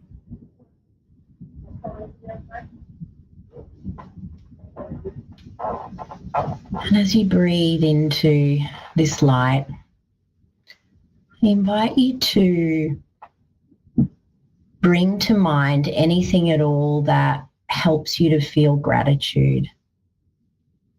Is there anything that you can think of that you feel grateful for at the moment? Something that you really love, something you enjoy? My kids. Sorry? My kids. Your kids? Yeah, beautiful. So as you envisage your light filling your beautiful heart space, feeling that divine love you have for your children, feeling that beautiful energy of gratitude, appreciation, that unconditional love. And if you can, allowing yourself to feel that even more strongly.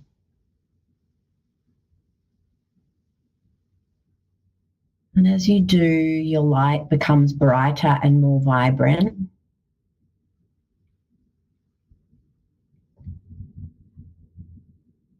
And it starts to overflow and outpour. And it starts to overflow and flow all the way down through those lower energy centers, helping you to remember the gift that you are, this light, helping to bring light to your closest personal relationships, and anchoring that light into the earth.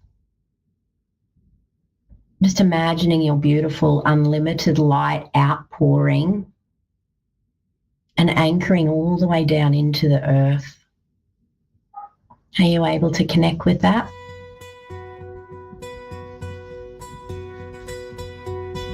Yes, ma'am, somewhat. Yeah, so if you can sit with that every day for 5 minutes, just spend a few minutes just inviting your beautiful heart energy forward, sitting with the beautiful divine love that you have with your children, weaving that energy through the light, through your light, and then watching it overflow and anchor all the way down into the earth. And as it anchors into the earth, it gains more stability and support from the beautiful earth. And the beautiful earth is where abundance lives. And so as you connect your energy down into the beautiful earth each day, do it for 3-4 weeks, every day for 5 minutes, and you'll start to see everything shift.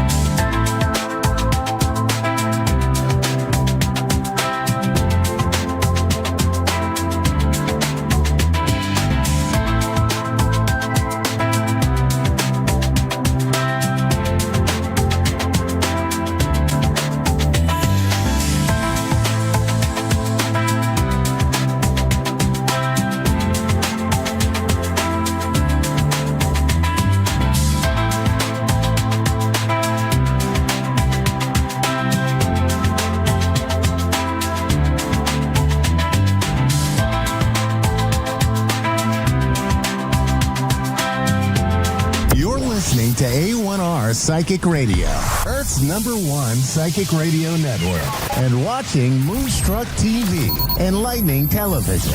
Welcome. Time for the Hallie Elise Show with Hallie Elise. Hallie Elise. Live from HallieElise.com. Connect direct. In North America, dial 888-454-2751. In London, 20-3519-2158. In Sydney, dial 02-8488-3147. Or online, contact us through our Facebook page, facebook.com/psychic radio. Or one of our websites, AskOneRadio.com or Moonstruck.tv. This is the Hallie Elise Show on A1R, the Ask One Radio Network. Hello, everyone. As always, I am delighted and excited to be here with you this evening. I do want to share a little bit of news. I have tonight's show, and I believe next week is the 27th. That will be it for a while. I'm taking a little bit of a sabbatical. Too many things going on, too many balls up in the air for me to be doing a show at 9:30 in the evening when I'm up at the crack of dawn. Can't even speak. See that? But I did want to give you at least a heads up.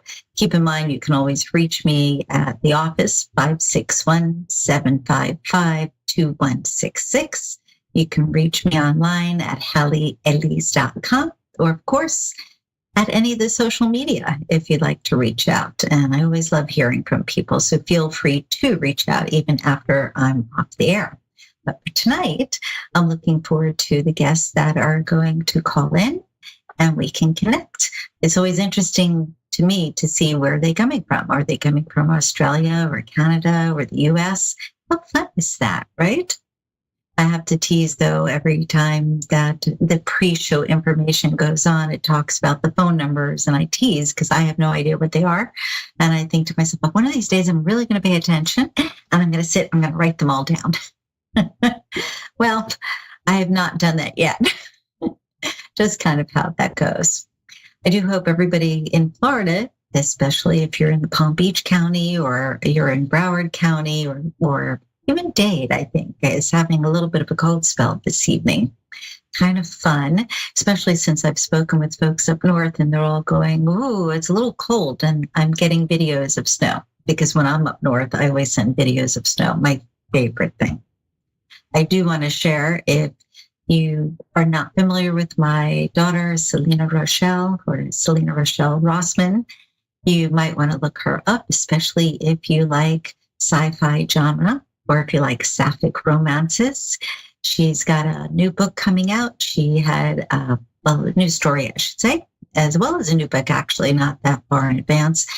And she had one come out. I'm trying to think of the exact time. Can't tell you. I think it was about 6 months back, roughly, a little longer than that. Anyways, bottom line, if you'd like to take a look at some interesting material, you get excited about new authors, definitely look up Selena Rossman. I'm sure she would appreciate any sort of feedback you give her on her work. It's so far pretty darn good. Now, granted, yes, I could be a little prejudiced, but I'm also somebody who writes, and I can appreciate someone who writes well. So there you go. Otherwise, wouldn't share. And what about the craziness in the sky? Have you noticed anything? I live in an area where for a couple of years, I was looking up going, what's that? What's that? And I'm hearing from people around the world lately that they're noticing something different in the sky as well. In addition to what we're seeing as to night lights and stars and, we'll say, weather balloons, there are some other things wandering about. So when you get a chance, just look up in the sky, see if you notice anything different. Nothing to be afraid of, just so that you know. I just feel that life is changing, and perhaps this year we'll hear a little bit more about what takes place in the sky beyond what NASA lets us know. Okay, I think I saw that Shauna from Alabama is calling in. Hi, how are you? I'm good. How are you? Very well, thank you. Did you have a particular area of focus this evening? Just general, like whatever you're drawing. Okay, I'm gonna Sorry, I'm obscuring the camera for a moment. I needed to turn up the sound a little bit. I'm sorry, hon. Could you say that one more time? Yeah, I said general, like whatever you're drawing. Okay, perfect. Okay, so one of the first things that pops up is a bit of frustration, and it feels like it's been going on for a while. I keep hearing last August, and yet I feel as if it was actually even, let me see, closer to this time. Bear with me 1 second. I'm getting January, December, November, October, September. Yeah, August, September. Okay, so sorry, trying to backtrack here and get time frame for you, but it feels to me as if end of summer, beginning of fall, that things perhaps got a little bit off kilter and frustrating. And it feels as if this wave or this level of discomfort has kind of been sitting there. It seems as if there is a little light shining through and you're like, oh, things are better. And then you're like, oh, wait, I'm still dealing.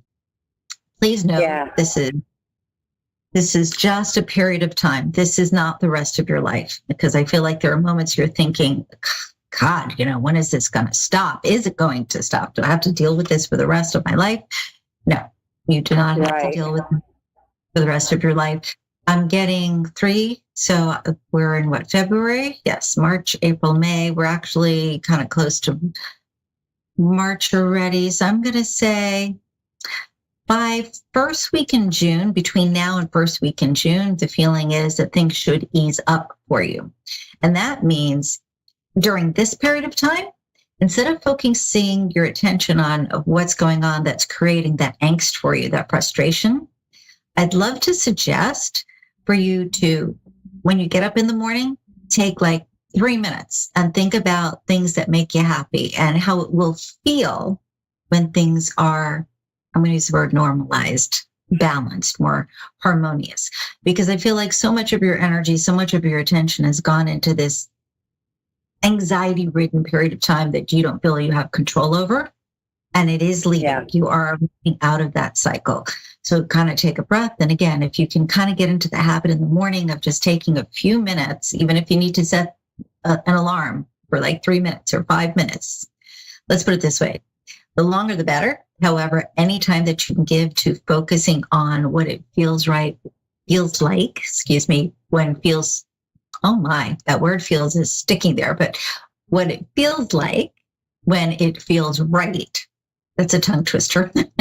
But any attention you can give to that is going to expedite your results. Not only that, while this period of time is kind of wonky, it'll give you the opportunity to start your day out on a better foot.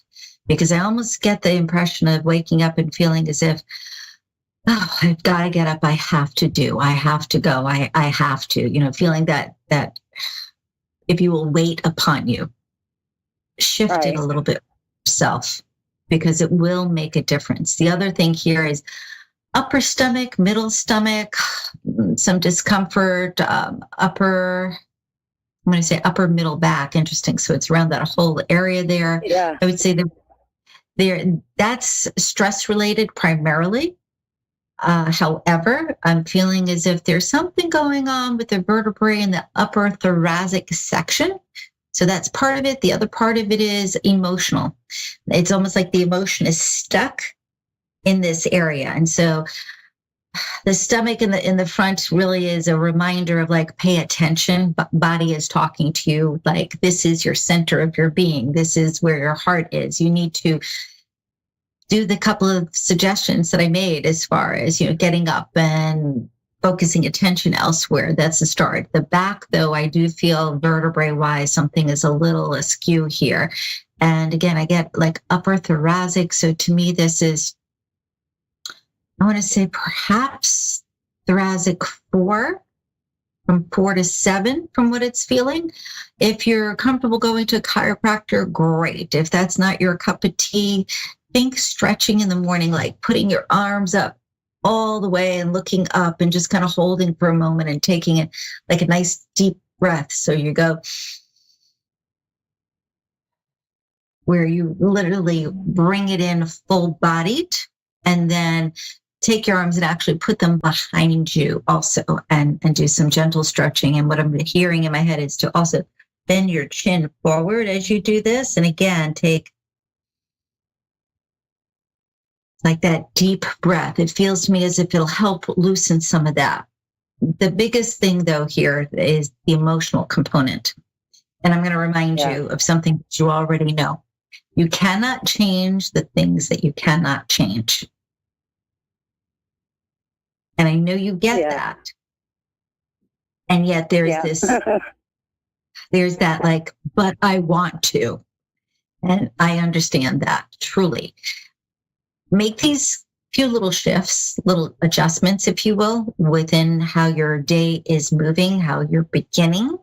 And you'll notice that you'll feel more in control. And again, it's going to be a little bit of time till you get through this cycle, but it will move. And then the nice thing is, what was it? March, April, May, June, you're going to find that some unexpected nice things happen in your world. So for instance, a friend who you haven't heard from in a long time, all of a sudden it's going to pop up, whether it's that you hear about them and they're coming to visit or they reach out to you, but I get like something that is a pleasant surprise. So that's going to start out this new cycle. The other thing here too that I'm getting is nature, nature, nature. Anything that you can do in nature right now, even if it's only for 60 seconds, is going to be of value to you. Get yourself literally out of the house, even if it's just for a moment. Because I keep coming back to the insulating yourself. Would you agree that you've been doing that? Yeah. Ever since my car got vandalized last year, the end of July, mid-July. Yeah.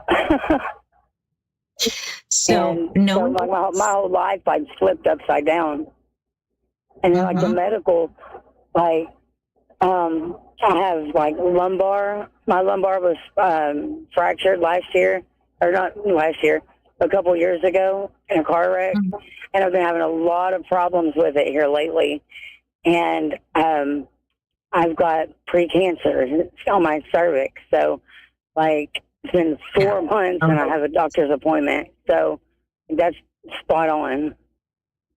Okay, so keep in mind here, the lumbar is let me reverse this. The thoracic that I'm getting is actually like a referred pain, or if you will, compensating for the lumbar.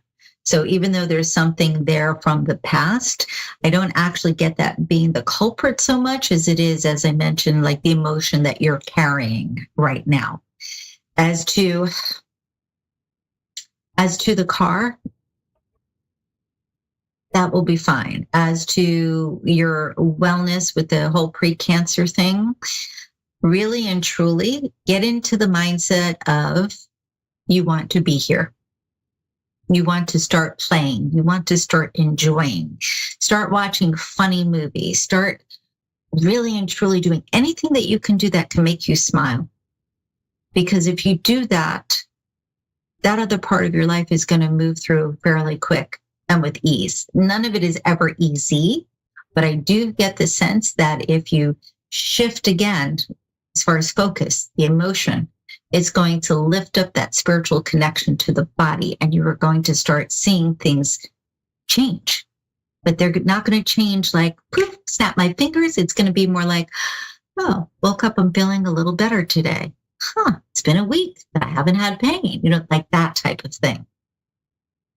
But truly, bring things into your life that have to do with laughter. If you have to go on the internet and search funny things, do that.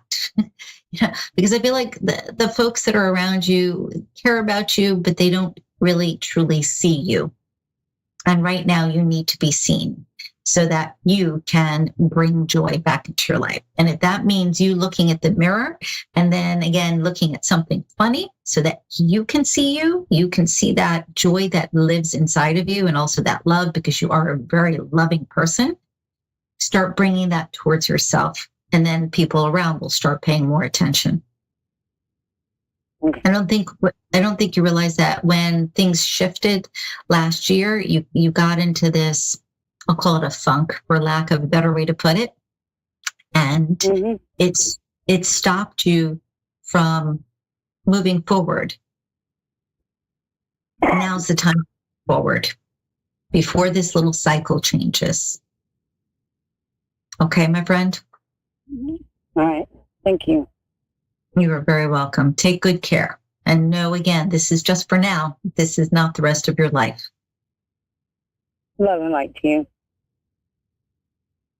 Have a great night, hon. We have Joe on the line, I believe. Yes. How you doing tonight? Good. How about yourself?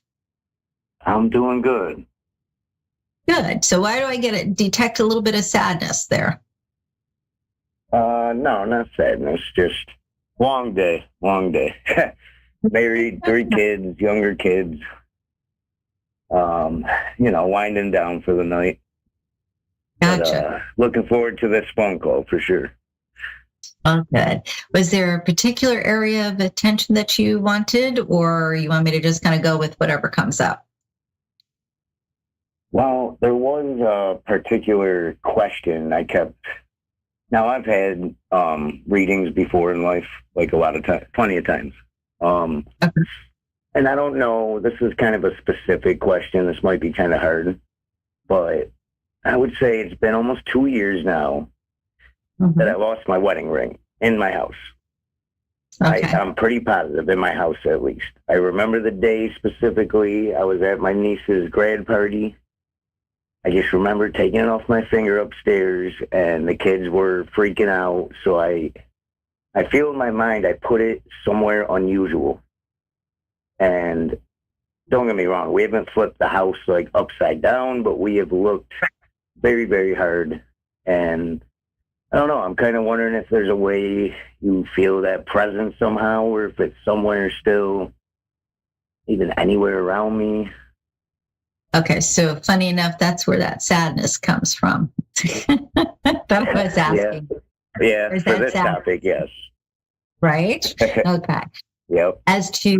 As to the ring itself, I keep feeling as if it was somewhere near a sink, but I don't feel like it was sat next to the sink, meaning like I don't get that you took it off and put it right next to the sink, but somewhere around the sink. So the question is, are there any gaps between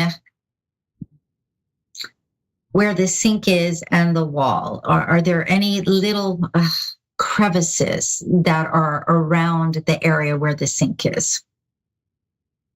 Huh. That's very interesting. Because I would have to look. Well, this is going to make it a little harder too, because my wife also has coincidentally lost both of her wedding rings now. Oh my God. So we're both in like a hiatus looking for our rings at this point. And it was funny. She just had a reading as well that was something kind of with the sink, and it had like a boot shape. So we're going crazy kind of looking for hers and mine. And I mean, that's something that I'll have to definitely literally go search for after this, because I have 2 bathroom sinks that could fit like what you're saying, little crevices and. Okay, because I feel like down the drain, I feel like somewhere around the sink, but I keep getting like there's maybe a gap where it slipped into, or a crevice that it fell into, as far as yours. As far as your wife's, funny enough, I feel like they're in the bedroom. The picture that shows up in my mind's eye is like something hitting the floor and bouncing. So instead of it just like dropping and being still, it feels like it, kind of hit and then moved. I would look again, kind of in funny places, but I would check the closet, on the floor, underneath things, because the way that it shows up for me is it moved. It didn't just land and stay. Okay. I'll tell you that when it comes to inanimate objects, I am not always as good as with, living creatures. So for instance, if you said you lost your cat, in most probability, I would look down the street, the left side, 3rd house behind the garbage can, that type of thing. And I've been really good about that. And I've helped people find lost loved ones, jewelry, that type of thing. It's a little bit more difficult for me to get a hold of, but the feeling here is just crevice for yours. And I'm not getting 2 rings as far as wife in the bedroom, but I am getting a ring that like fell and bounced. So it's worth looking for. And I would suggest, funny enough, that the 2 of you turn over a glass, each one of you, upside down. And I know that sounds funny, but my grandmother used to do that, and we'd find whatever was missing. So anything that can help, it's worth doing, right? Not plastic, by the way, not ceramic, but actual glass. And over the years, I pondered, like, where did that come from? And it dawned on me that glass magnifies things. So, for instance, if you were to turn a glass upside down, it's almost like a magnification of what's ever upside down. So energetically, it might help you. Again, always helped my grandmother, always helped the family. Couldn't hurt. Yeah, I do want to definitely. I want to go to something totally different for a moment, if I may. Your knees. I keep getting a sensitivity there. So I'm going to say, if you're finding any sort of discomfort, do get them checked out. You said my knees? Mm-hmm. Okay. Feeling like not where the kneecap is, but below the kneecaps. And it's funny, I get both sides, or left and right for some reason, but knees also represent moving forward, letting things go, like taking a step forward. So you may want to examine that a little bit as far as how you're feeling about letting situations go. Because I don't feel like it's people. I feel like it has more to do with situation. Okay. I like so that. Little thought about that. And did you tell me 3 kids, or is that in my head? Yeah, no, I did tell you 3 kids. Yep. I was going to say, keep hearing 3, 3, 3, 3. So the youngest, I feel like, all kidding aside, this is the one that you got to keep an eye on, because they are curious beyond words at times. And I feel like it sometimes creates mischief that is unnecessary. It's just boundaries. That's the word that I'm looking for. That's really important with the youngest. Yeah, so don't. It's funny you said that, because that's my 2 boys and the little girl last, and she is quite the little diva. She's the cutest thing in the world, but oh my Lord. She is pretty much everything you're saying right now. Mischievous, but she's also very bright. And I think that's part of this, because she is so bright. Don't be surprised if at some point in her school career, they want to test her to see where she falls in academia, because I feel like she's extremely bright. Wow. Beautiful. Really important. Yeah. Good kid. I mean, just bounds of energy, beautiful, sweet. And by the same token, I get she can be really stubborn. Yes, exactly. She's something else, really. She's also kind of intuitive herself, as well as your eldest. Your eldest boy is also intuitive, but I get that he gets it at night. So if he shares like, oh, I had a dream about, pay attention to what he says. There's I feel like a lot of information comes through him when he's sleeping. Okay. All right. I'll definitely keep that in mind. Okay. And he's going through a lot of hard times right now, believe me. He's type 1 diabetic. He's just got also diagnosed with Hashimoto's disease, if that's how you say it. And it's not been easy. He's been not feeling well and lashing out, and, you know, our hands have been full just trying to figure it all out with him. He's not listening to that inner voice. And again, I'm going to go back to, he gets information in his dreams.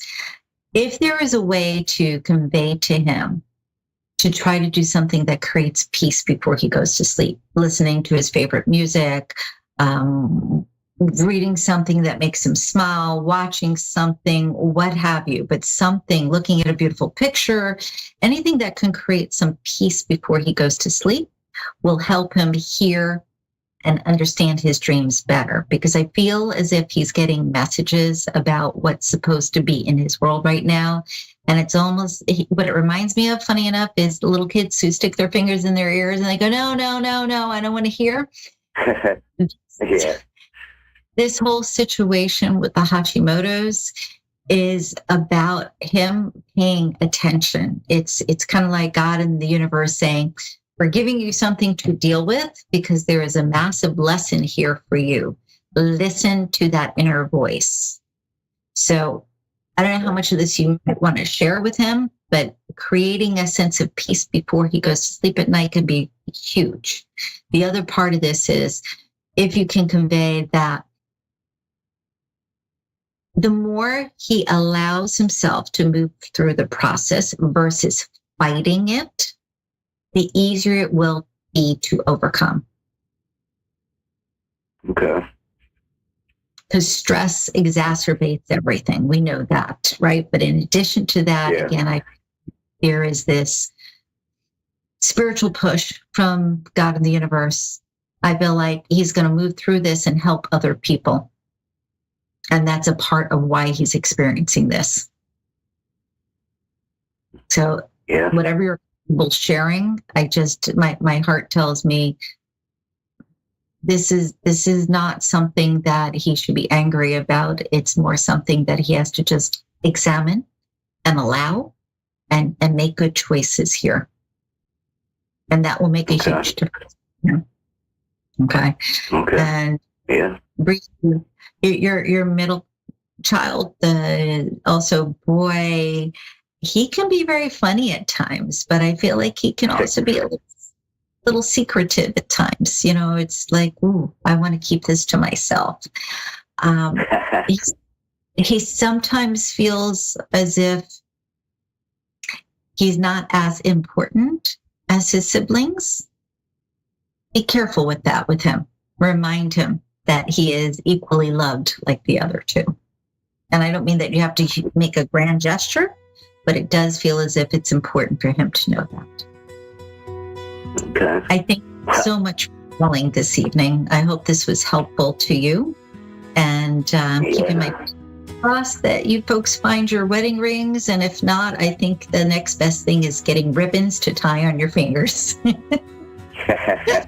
I really appreciate it because a lot of this was out of the realm of what I was even going to ask, and a lot of it was honestly spot on with a lot of everything you said with the kids, all that. So it was beautiful, and I appreciate it. My pleasure. Take good care. I will, and thank you. Thank you. Bye-bye. If you'd like to reach out to me when I'm not on air, feel free to dial 561-755-2166. I am in Eastern Time in the U.S. You're always welcome to leave a message.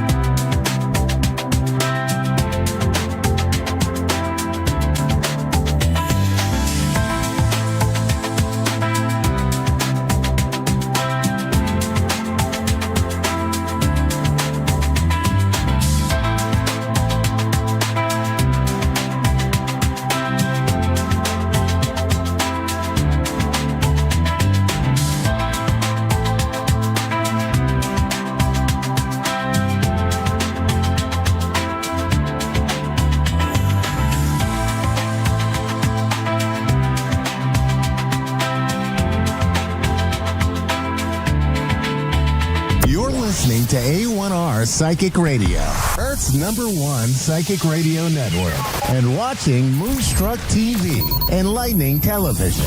Welcome. Time for Understanding Spirit with Mary Shapano.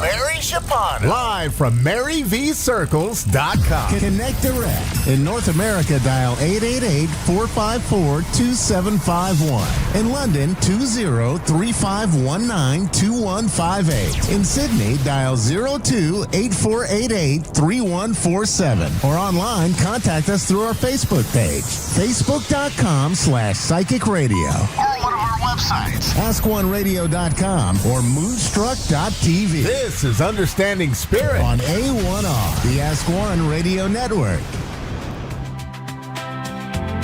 Hello, everybody, and welcome to another week of Understanding Spirit. I'm your host, Mary. I hope you're all doing really well and you're having a great week. Not too long for the weekend. I'm a bit excited. We're going to jump into the 3-card pull for the collective. Now, keep in mind, this is a collective reading, and take the message as it resonates. If it doesn't resonate with you, just let it go. It might make sense on another day or whatever. So, just see how you go with it. Have a bit of fun with it. Okay. The first card for the collective, if that's what you've chosen, is this one. And I keep hearing with this card, like having the mudgy touch. And it does have mental clarity written on this card here. And I just feel like this is a time for you to be listening, to tune into your intuition, to be processing information. There could be somebody in your life that heavily influences you. And I feel like this person, you even potentially could have had a past life with, but be receptive and sort of like heed whatever advice that you get. If you feel like there's an injustice or anything around you, there could be some relief coming around that, or you may need to accept some truths about yourself or about somebody else. Okay, so just kind of take that message as it resonates. If you have picked card 2, this is the Ancestors card. This comes up, quite a bit, I feel, but always for a reason, because our ancestors are always around us, and our loved ones looking after us. Right, I'm getting like a very strong money vibe around this. So whether you have got a windfall or you've come into some money, or there's money-making ideas kind of thing around you, bigger salaries being offered. I'm getting investing your money wisely. It's also like, don't hoard too much of your money. Be generous where you need to be, and just think that through. Also, if you're trying a new venture or a new investment or new opportunity, I'm getting, do your research, be cautious before you kind of like jump in with that one. The third card for the collective is the Animal Toads card.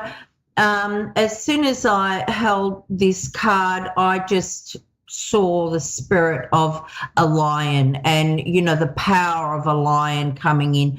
I'm getting there's a lot of communication around this card. There could also be a job offer or a contract or good news coming through. Also social contacts I'm getting, and also I'm getting think with your head, not with your heart, and also releasing old habits. It's almost like uncluttering your mind, all right, and just thinking differently, clearing out the space in your head so you can think clearly, and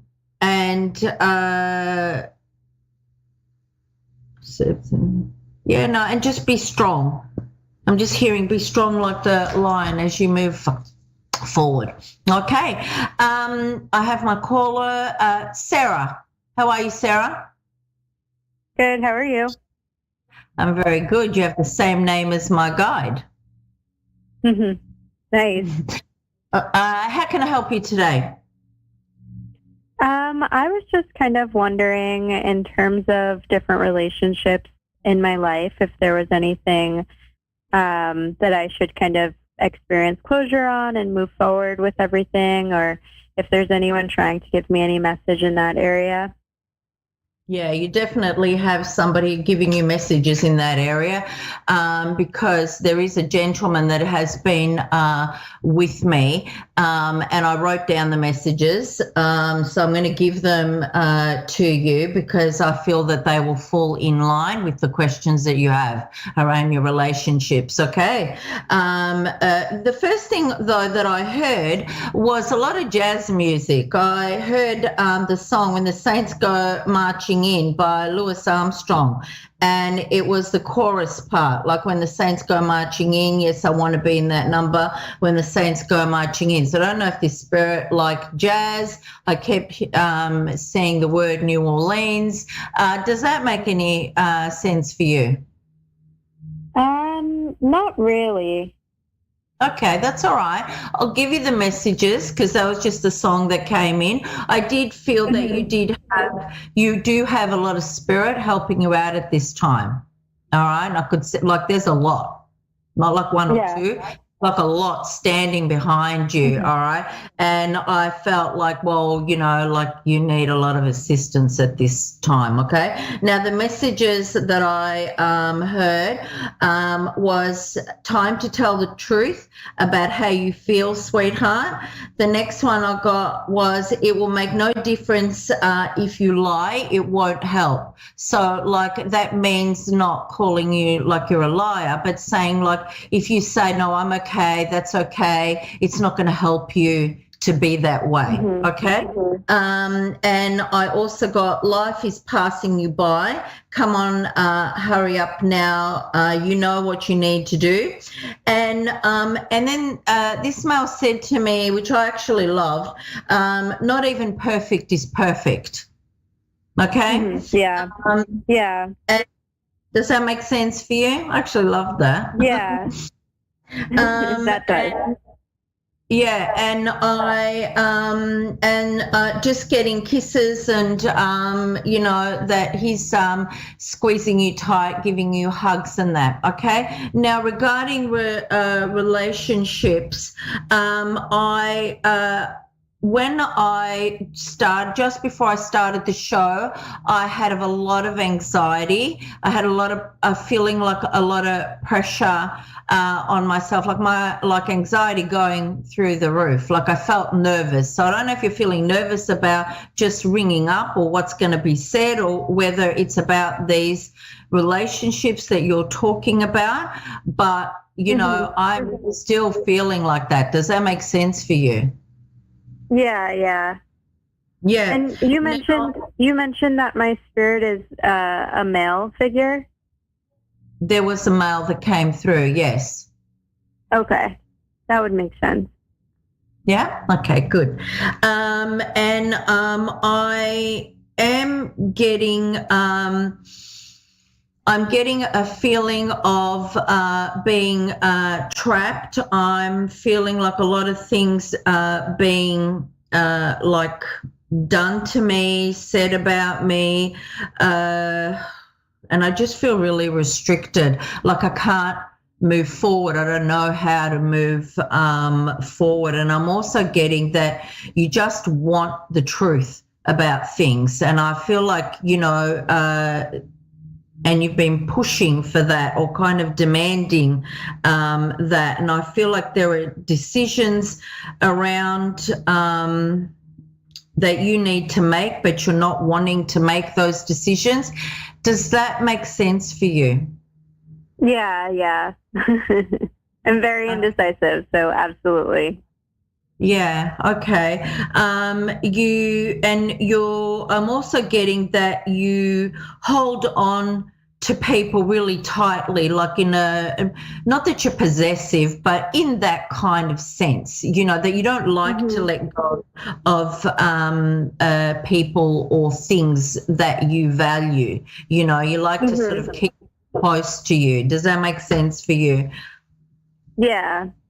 Yeah, you do have choices, Sarah. All right. And you do need to make these decisions for yourself. All right. You are going to feel a loss about whoever you let go of. All right. You do need to move away. You do need to be honest. You do need to have honesty from the people that are around you as well. Okay.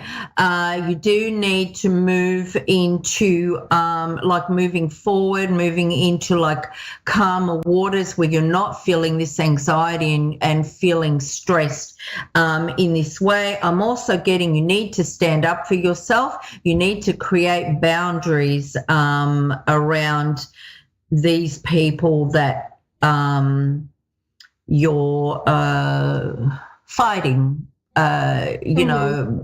to stand up for yourself, okay, to create boundaries with them, because I see you determined, I see you being defensive. I do see that you can feel defeated where you want to surrender. Sometimes you surrender, sometimes you're defeated, but you need to sort of like walk away from those kinds of people. And I see all that, anything that is backstabbing, betrayals, bitching, all that kind of stuff. I see that all coming to an end.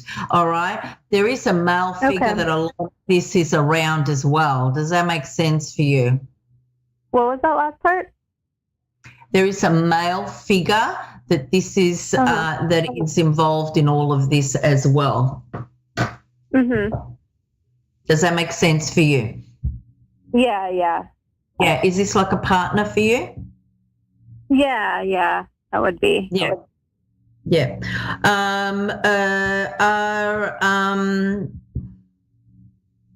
I'm getting anxious again now that I've brought that up with you, and it's not from me. It's from your end. The anxiety. Look, just I'm getting told if you need to walk away, you walk away. All right. Spirit are very clear on that. You do what you need to do. If you feel that the truths are not being said or like you can't trust them, then by all means make what decision that you need to make around that. Okay? Does that make sense for you, Sarah? Yeah, it does. Okay. Thank you. All right. And I'm also getting a pregnancy around all of this. So whether it's you're pregnant or somebody else is pregnant, okay. So, yeah. So just have those conversations with your person. All right? Okay. Thank you. All right. Take care, Sarah. Good luck with everything. Thank you so much. Have a good night. I will. You too. Thank you, everyone.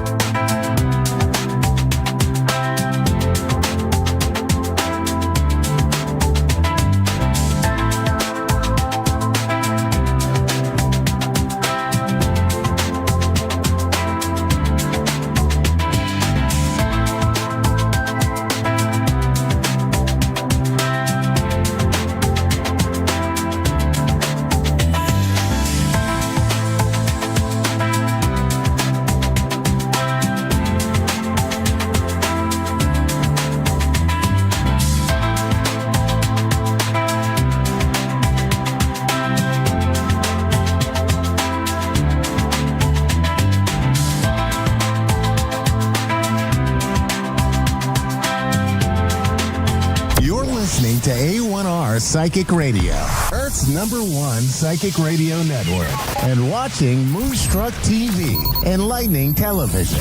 Welcome. Time for Love Life with Katana Star. Katana Star. Live from katanastar.au. Connect direct. In North America, dial 888-454-2751. In London, 20-3519-2158. In Sydney, dial 02-8488-3147. Or online, contact us through our Facebook page, facebook.com/psychic radio. Or one of our websites, askoneradio.com or moonstruck.tv. This is Love Life on A1R, the Ask One Radio Network.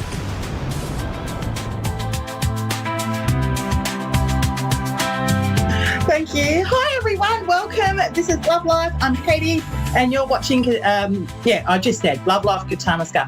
Now, I need to make a point today. I've been really scattered this week, so I'm hoping that does not come through with my readings. I'm hoping I'm focused. I just had to spend a little bit of time centering myself, and I'm interested to know other people's tips on how you center yourself when you've got so much going on and everything's building up and all that sort of stuff. I mean, I have my little tools that I do. I'm good at giving advice to others, but applying it myself, I tend to be a little bit behind the bar. So, a good tool for me is to ground myself, and I do that by a bit of breathing and burning a bit of incense and cleansing my space and just breathing and going with it. What does everyone else do? Share in the comments if you feel inclined to. Now, I'm going to pull a card, a collective message for all those listening and watching for today. Oh, the Temperance. How perfect. Temperance just popped straight out, and I barely even shuffled. And Temperance, you know what, would apply beautifully to that stuff I was just talking about, in that need to find balance and center yourself, which is very much where I'm at now. And Temperance can be about integrating, I guess, what might feel like painful lessons from experiences in the past, but then being able to roll that into something positive, okay? And so working with both the negative and the positive energy in a situation to find direction, to find balance, to find priorities and all that sort of stuff. And just to do that basic grounding work too, which I'm very much in need of. So Temperance is beautiful. Temperance can also represent a guardian angel with you, very much so, at a time in life where things might feel a bit chaotic. It's a reminder that your guides are with you, a guardian angel or a loved one crossed over. They're with you to offer you that little beacon of hope or light or whatever it is that you might be looking for, and a sign on which way to go. Temperance is beautiful for that. Very much about finding balance and, like I said, integrating, often painful, negative experiences that you can roll into something positive and roll into the light and be able to embrace that. And you know what, it's funny that I said that, because right next to that is the Ten of Swords. And the Ten of Swords is exactly that. It's about going through those really difficult times in life, whether it be to do with a relationship, whether it be to do with a business venture, whether it be to a creative project or something, or family related, something painful that you go through in order to find that enlightenment and to be able to harness that and to use that as a strength. And being next to the Temperance, that's a really beautiful sign that you're able to do that. Okay, so there we have today's collective message for the Temperance card. Ten of Swords combined. And we have got Jenny on the phone. How are you, Jenny? I'm good. How are you? I'm well, thanks, Jenny. I was just talking about, our need to find balance and sort of centre, and, particularly me at the moment. I've been very scattered this week, so I'm hoping that the work I did before I started the show has helped me do that, and I believe it has. And I'm very much looking forward to doing a reading with you. Is there a particular question or something you have for me, or would you just like general guidance from the cards and what comes through? Yeah, that'd be great. All right, so I'll start out doing a general guidance reading for you, Jenny, and then, like I said, interrupt if you like, if you have a question, or if something isn't making sense. Please feel free to jump in and say, "I've got no idea what you're on about there, Katie," and that's okay, because sometimes that happens. I can veer off, and maybe I might be interpreting the card wrong. But often, like I said, the card. I've said this before. The cards always accurate. Sometimes the energy I pick up on them can be a little bit off, but I do all right so far. They're going okay so far. I mean, none of us are perfect, are we? But here we go, Jenny. I'm just shuffling now as we speak, and we'll see what comes out for you. All right. So, Jenny, I've got the Queen of Swords, I've got the Two of Swords, I have got the Ace of Wands, and the Ace of Pentacles. This is nice stuff, all right? 2 aces there and the Queen of Swords. Okay, so the Queen of Swords I'm picking up, she's your energy at the moment, Jenny, and that means that the things that you're currently contemplating, which you might feel at the moment, you might be feeling like you're at an impasse or a crossroads with a decision to make, or something's going on there where you might feel a little bit stuck in which way to go with it, okay? And the good thing is with the Queen of Swords is that means that you're taking this decision very seriously and you are going into it with a clear head and you are using your head more so than allow yourself to be ruled by emotions. Now, I've got 2 aces here. Now, this is telling me with the Ace of Wands is a spark that's been lit. It's excitement. There's something that's ignited your passion or creativity or something like that has started. Okay, now that could be a new relationship. It can also be a creative project or something along those lines where passion's involved. And with the Ace of Pentacles here, again, this is brand new. This is something brand new for you where, you know what, with the Two of Swords here, There's this opportunity here to follow your passions, to start this new adventure. And there's also the Ace of Pentacles indicating this could be literally a new job offer being presented at you that you might need to consider, you know, what am I going to do here? How is this going to work? Or it could be a new financial opportunity for you. And it can be a physical thing too. Pentacles aren't always about money. Pentacles can be about health. Pentacles can be about physical things. That's the element of earth. So if you think about all that sort of stuff, earth is health, it's money, it's basically our physical realm. The fire is the passion. The fire is the spark of creativity, that excitement, all that sort of stuff. So you may be at a dilemma, at a crossroads here, either between these two, okay, or they could be combined as either a new relationship or a new job offer or something, or a new opportunity financially that you might be pursuing with a bit of passion behind it. Could even be a creative project, but you're at a crossroads. Is that making sense for you? Yeah, absolutely. I have a business partner and I kind of have to sit down and go over with her because she's not kind of pulling her end and I don't know kind of how to go about it. Okay, well, with the Two of Swords here at the moment and the Queen of Swords here as well, this is telling you not to let your emotions cloud your judgment in this situation, okay?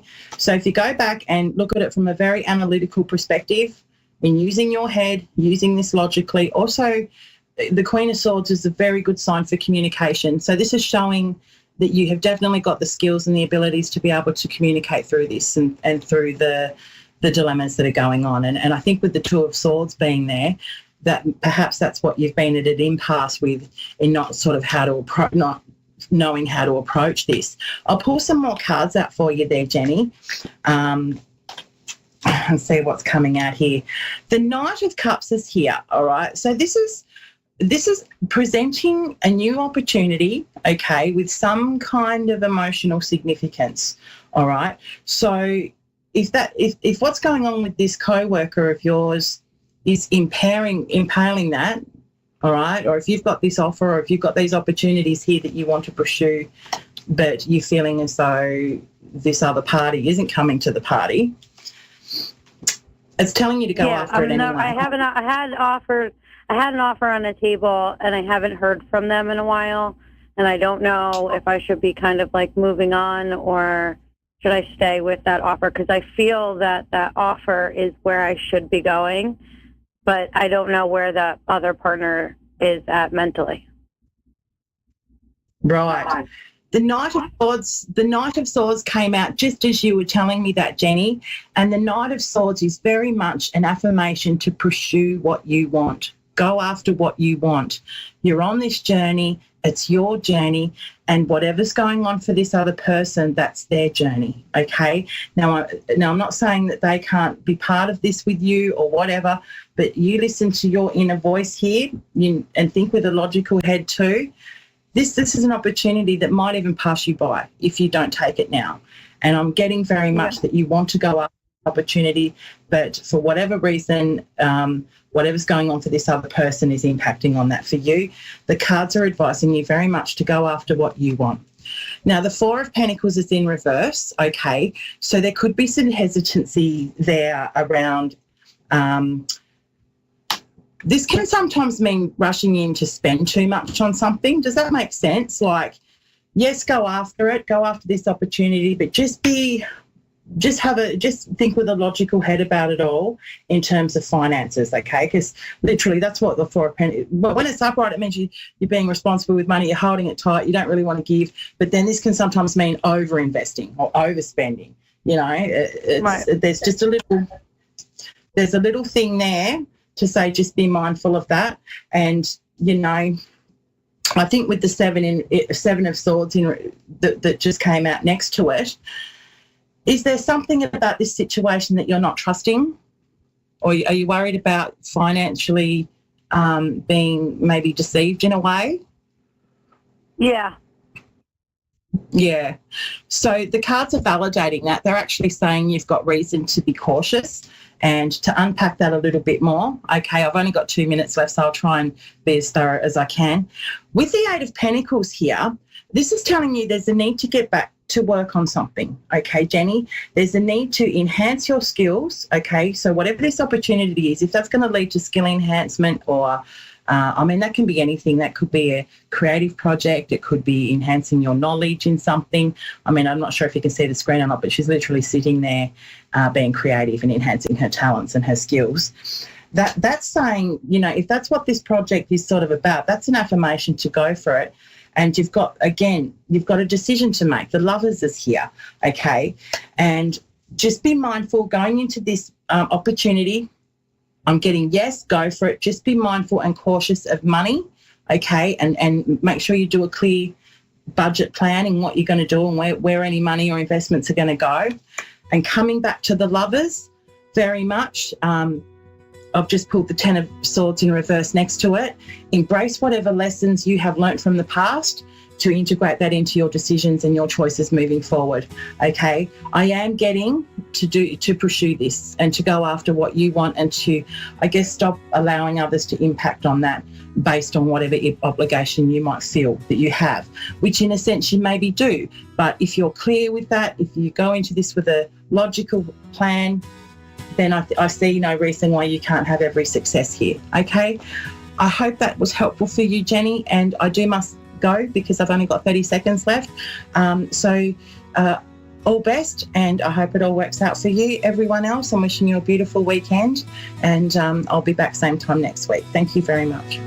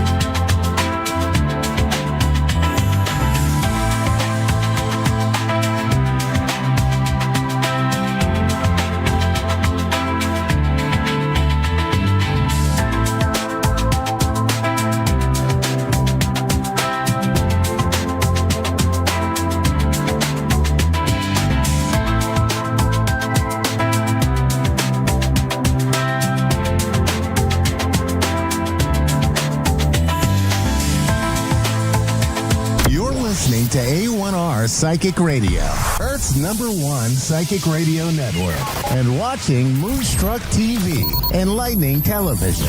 Welcome. Time for Mystic B Spiritual Insights, hosted by Anna Marie. Live from mystic-b.com. Connect direct. In North America, dial 888-454-2751. In London, 20-3519-2158. In Sydney, dial 02-8488-3147. Or online, contact us through our Facebook page, facebook.com/psychic radio. Or one of our websites, askoneradio.com or moonstruck.tv. This is Mystic B Spiritual Insight on A1R, the Ask One Radio Network. Hi, everyone. Welcome again to Mystic B Spiritual Insight. I am your host, Anna Marie. I hope life has been treating you kind lately, and I just am so appreciative that you've decided to tune in. This is a really special time each week for me.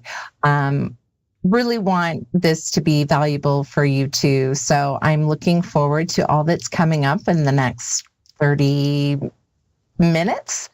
If this is your first time tuning in, just to let you know, you can watch every Thursday, same time, same place. We are available via live stream. You can listen by podcast on a number of platforms. And if there's any episodes that you happen to miss, you can always watch the replays. Just stay tuned to A1R Psychic Radio, Moonstruck TV, or our Facebook page. What I'd like to do is first just set the intention for us to all connect with just some open minds, open hearts, and being gracious with one another. We do our very best to take callers that we can. I think everyone that's meant to receive a message will receive a message. Just always remember that if for some reason you don't get a live reading today, there's probably some other information or insights that you can take away from the callers. You can also connect for a private session one-on-one through my Facebook page or the mystic-b.com website. You can also connect with other wonderful psychics on the network and also come back next week. So I will be taking 2 live callers tonight, as I've tried to do each episode.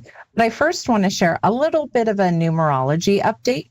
So in addition to offering spiritual insights through psychic readings, I also do numerology and a few other things. But some people aren't as well acquainted with numerology.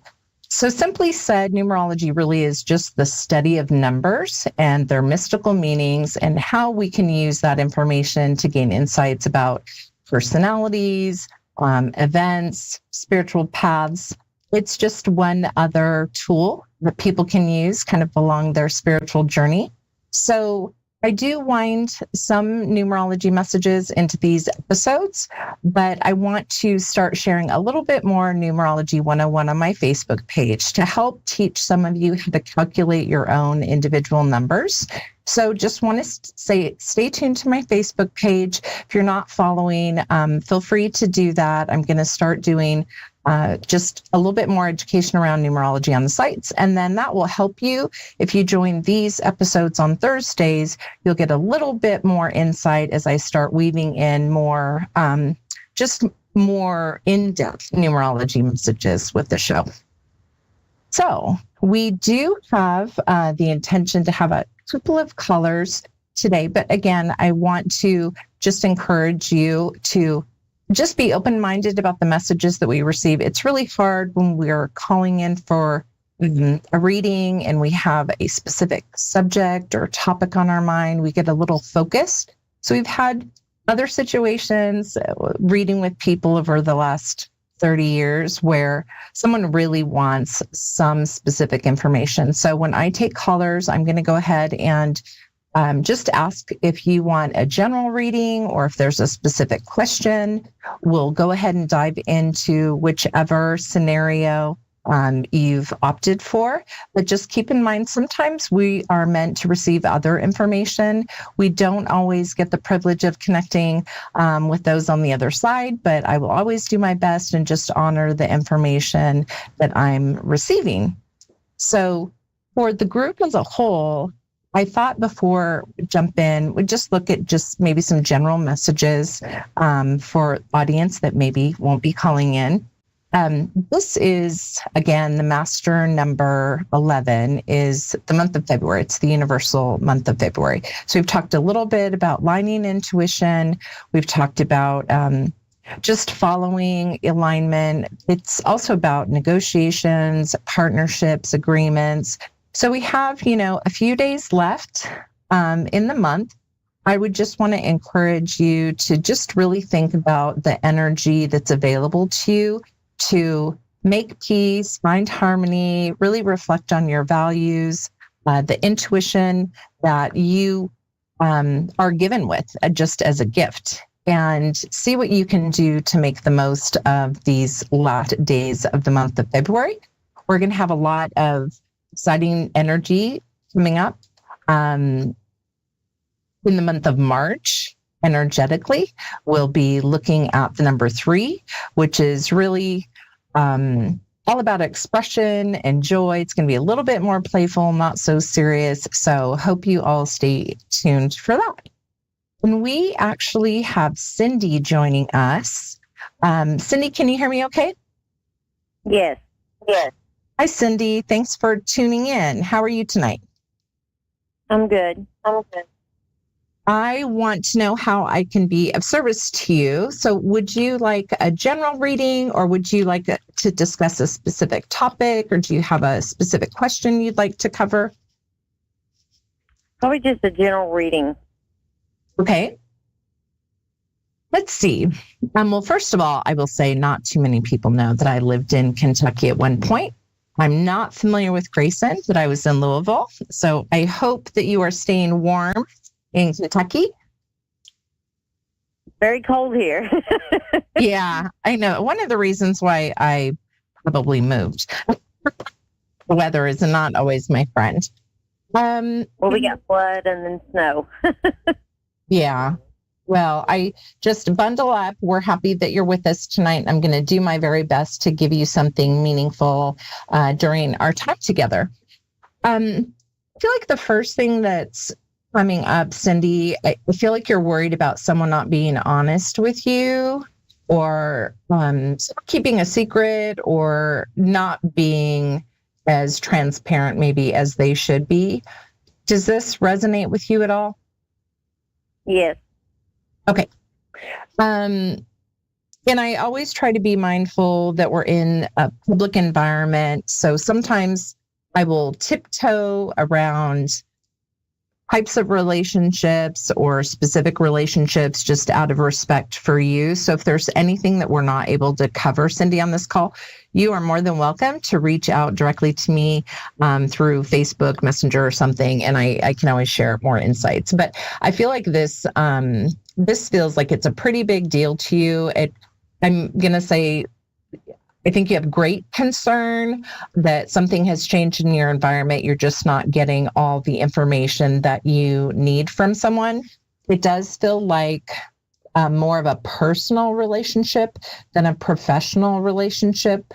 Does that make sense for you? Yes. Okay. I also feel like this relationship, it's long-standing. I feel like that this person, I'm just going to say person, has been in your life for quite some time.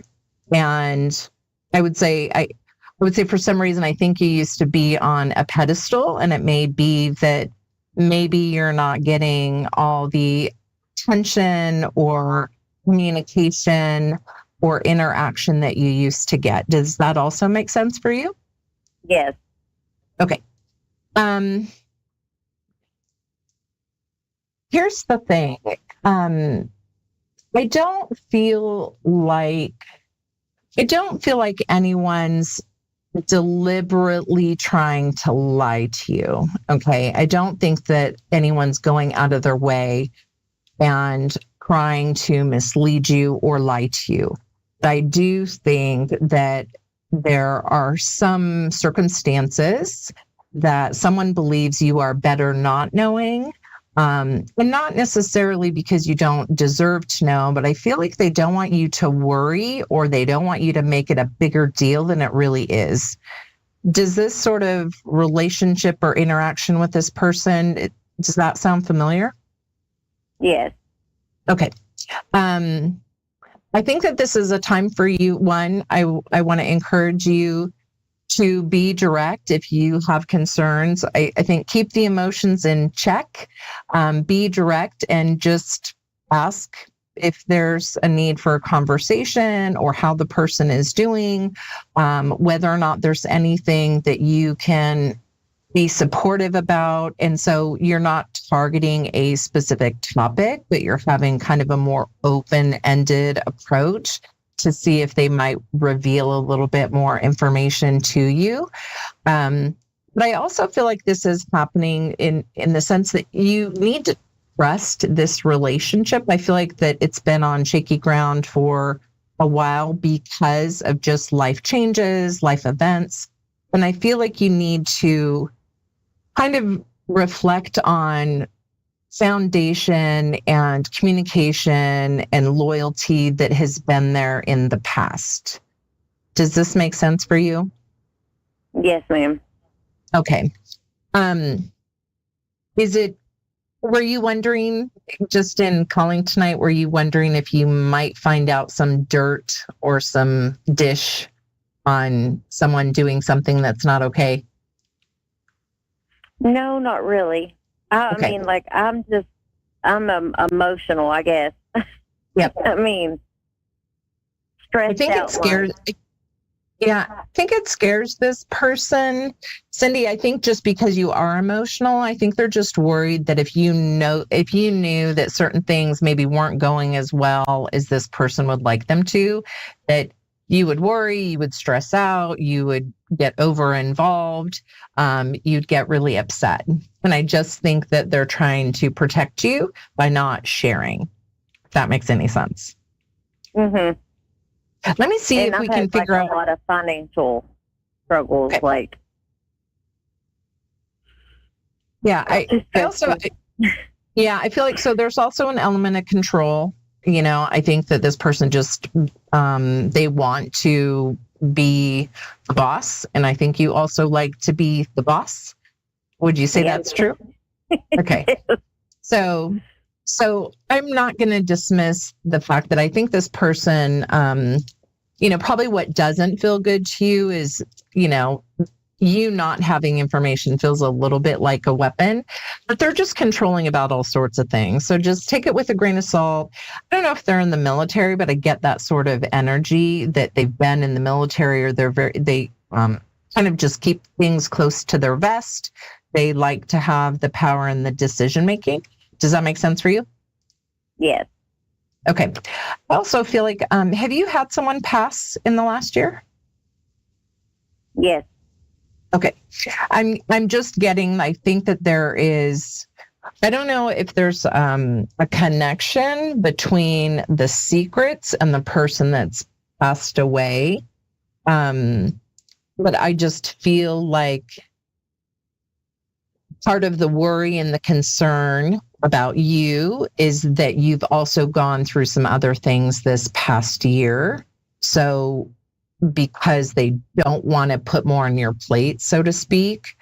So I'll just say I'm sorry, and I'm sorry for the loss that you've had, but I think that you're doing pretty well under the circumstances. Was this a parent? No, it was my uncle. Your uncle. Okay. I just feel just the older energy, but I feel like you're doing well under the circumstances. So, just keep the faith, my friend. Just remember the foundation this relationship and connection was founded on. And just know sometimes they just do the power play sort of stuff. But I don't think they're meaning to hurt you. I don't think they're doing anything really scandalous. I just think they're withholding information because they know how you will react when things aren't going well, and that you take too much on yourself. Does that make sense for you? Yes. Okay. no idea where you can go gambling in Kentucky, but I also feel like it feels like in the coming months, that you may do something whirlwind-ish. It's almost in celebration of getting through kind of this season that you've been in. So I don't know if you have plans to go to Vegas or if you're thinking something, but I feel a gambling energy, kind of a whirlwind, just kind of 2, 3, maybe 4-day getaway to just really cut loose. So if that opportunity presents itself, I would say it would be good for you because I think you deserve it. Okay. That's Are you all right? Said that. It really is, yes. What makes it funny? I'm getting ready to take a trip. Okay. Well, that's good because I see it and I think you just need to cut loose, let your hair down, have some fun. And for some odd reason, I think you're gambling. So I don't know if you play bingo or slot machines or where it is, but I think you've got bingo and I do scratch off. Okay. So I just think that you're going to have a good time. Yes, you're going to have a good time. Let your hair down. And my dear, just don't worry. I know you've been through a lot. I just think that this person is really trying to protect you, okay? Okay. Okay, I hope that helps. And you have a great time on your trip. Okay, thank you. Take care. Bye. Okay, I think we have Shelly calling from California. Shelly, can you hear me okay?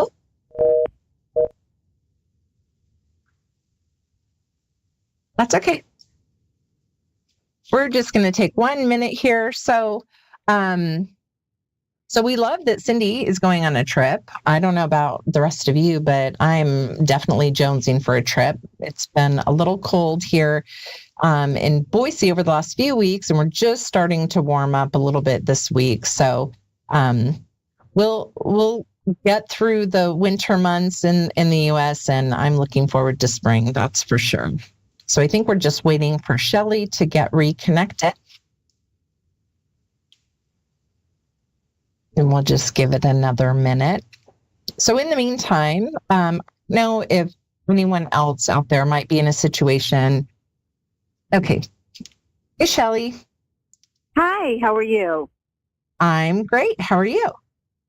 Good, thank you. Good. Oh, well, Simi Valley, California.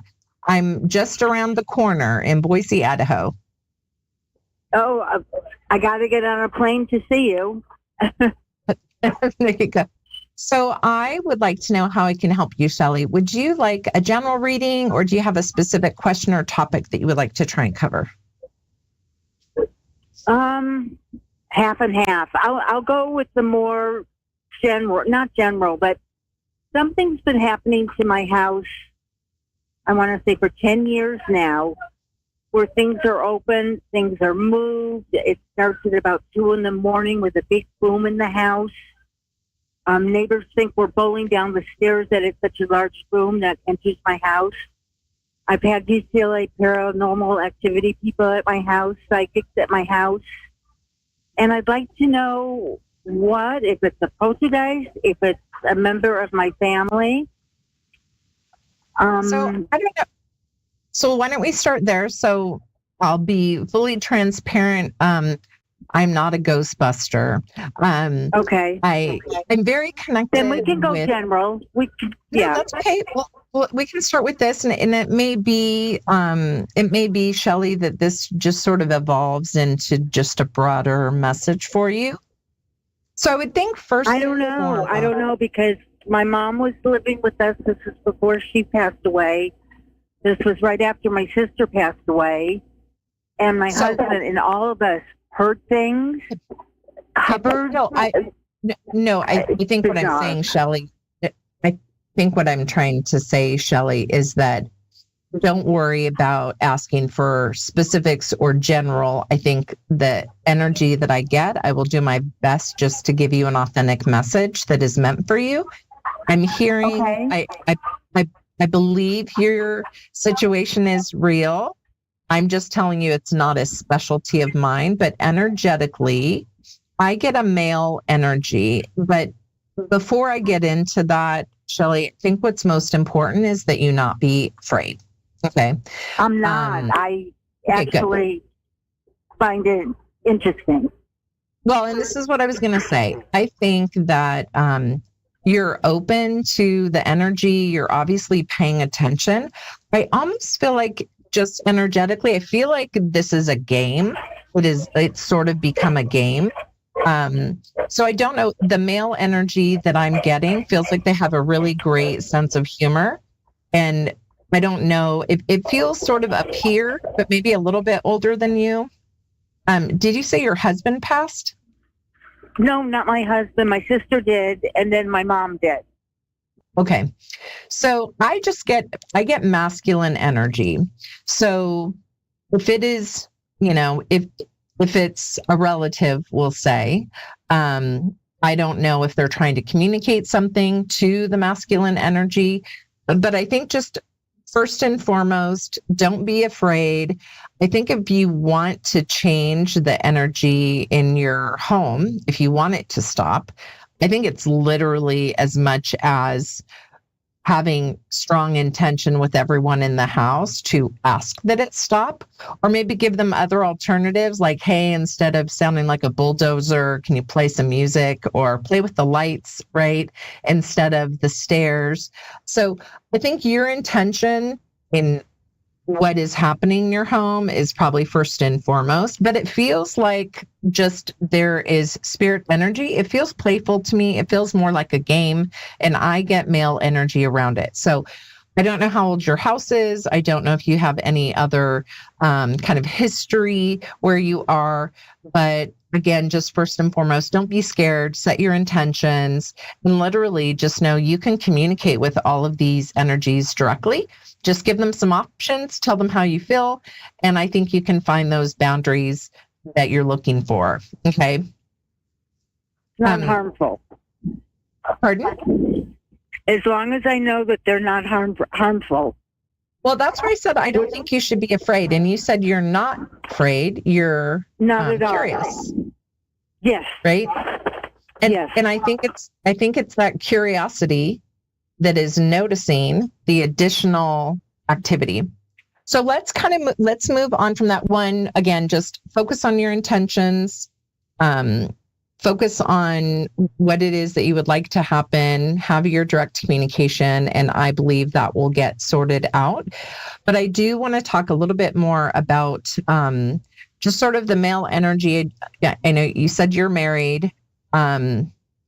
I feel that there is some sort of business proposal coming up. I don't know if someone has approached you or your husband, but I feel like there's an opportunity to invest in some sort of business pursuit. Does this resonate with you? No, just that my old boss called me to come back, and I'm contemplating that. So that's a proposal, right? And that's business. I would say it's employment, right, as opposed to like an individual business venture. But I am going to say this.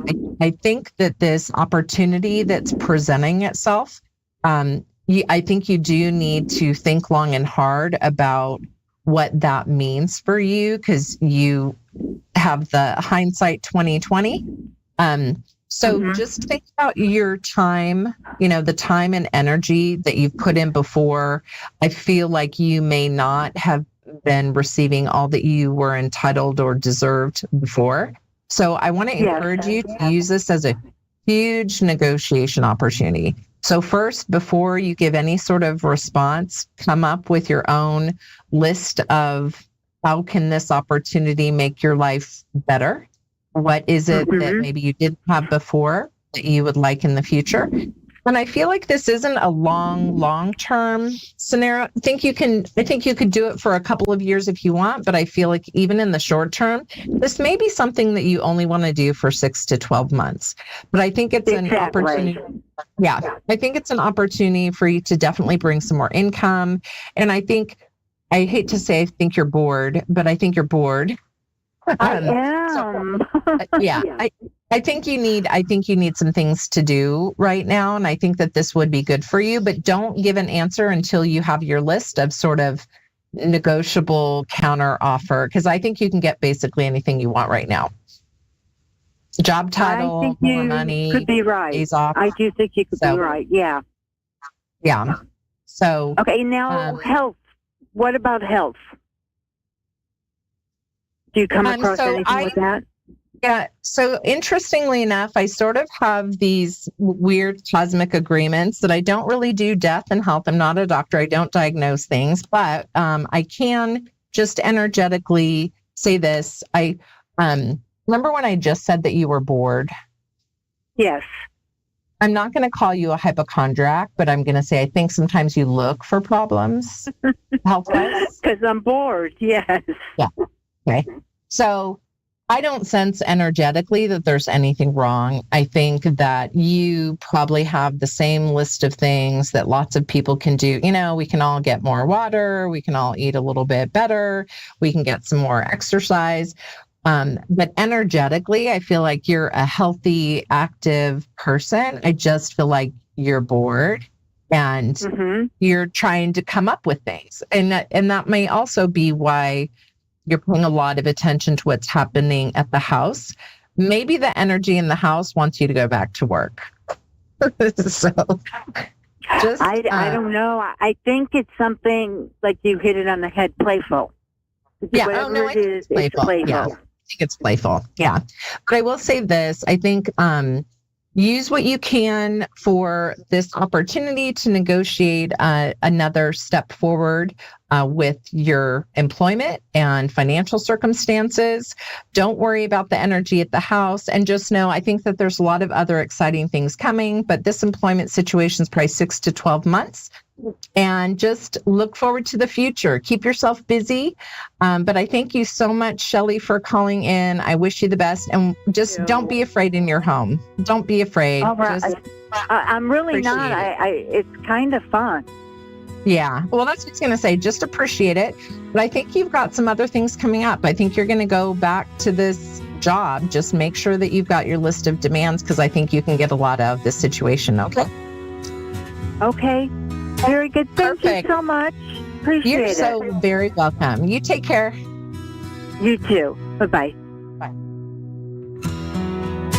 So, as we know, life can bring us all kinds of turns. I just want to thank all of you for spending time with me. I'm sure there's a lot happening in your own world, but I know you're all contributing to your family, your community, special causes, and advocating for others, but it means the world that you're here. I hope to see you next week. Again, if you'd like to connect through the Facebook page, you can plug in with A1R Psychic Radio. You can tune in to Moonstruck TV, and you can also reach one-on-one on mystic-b.com. Wishing you lots of love, insight, and beautiful energy, and I'll see you next week.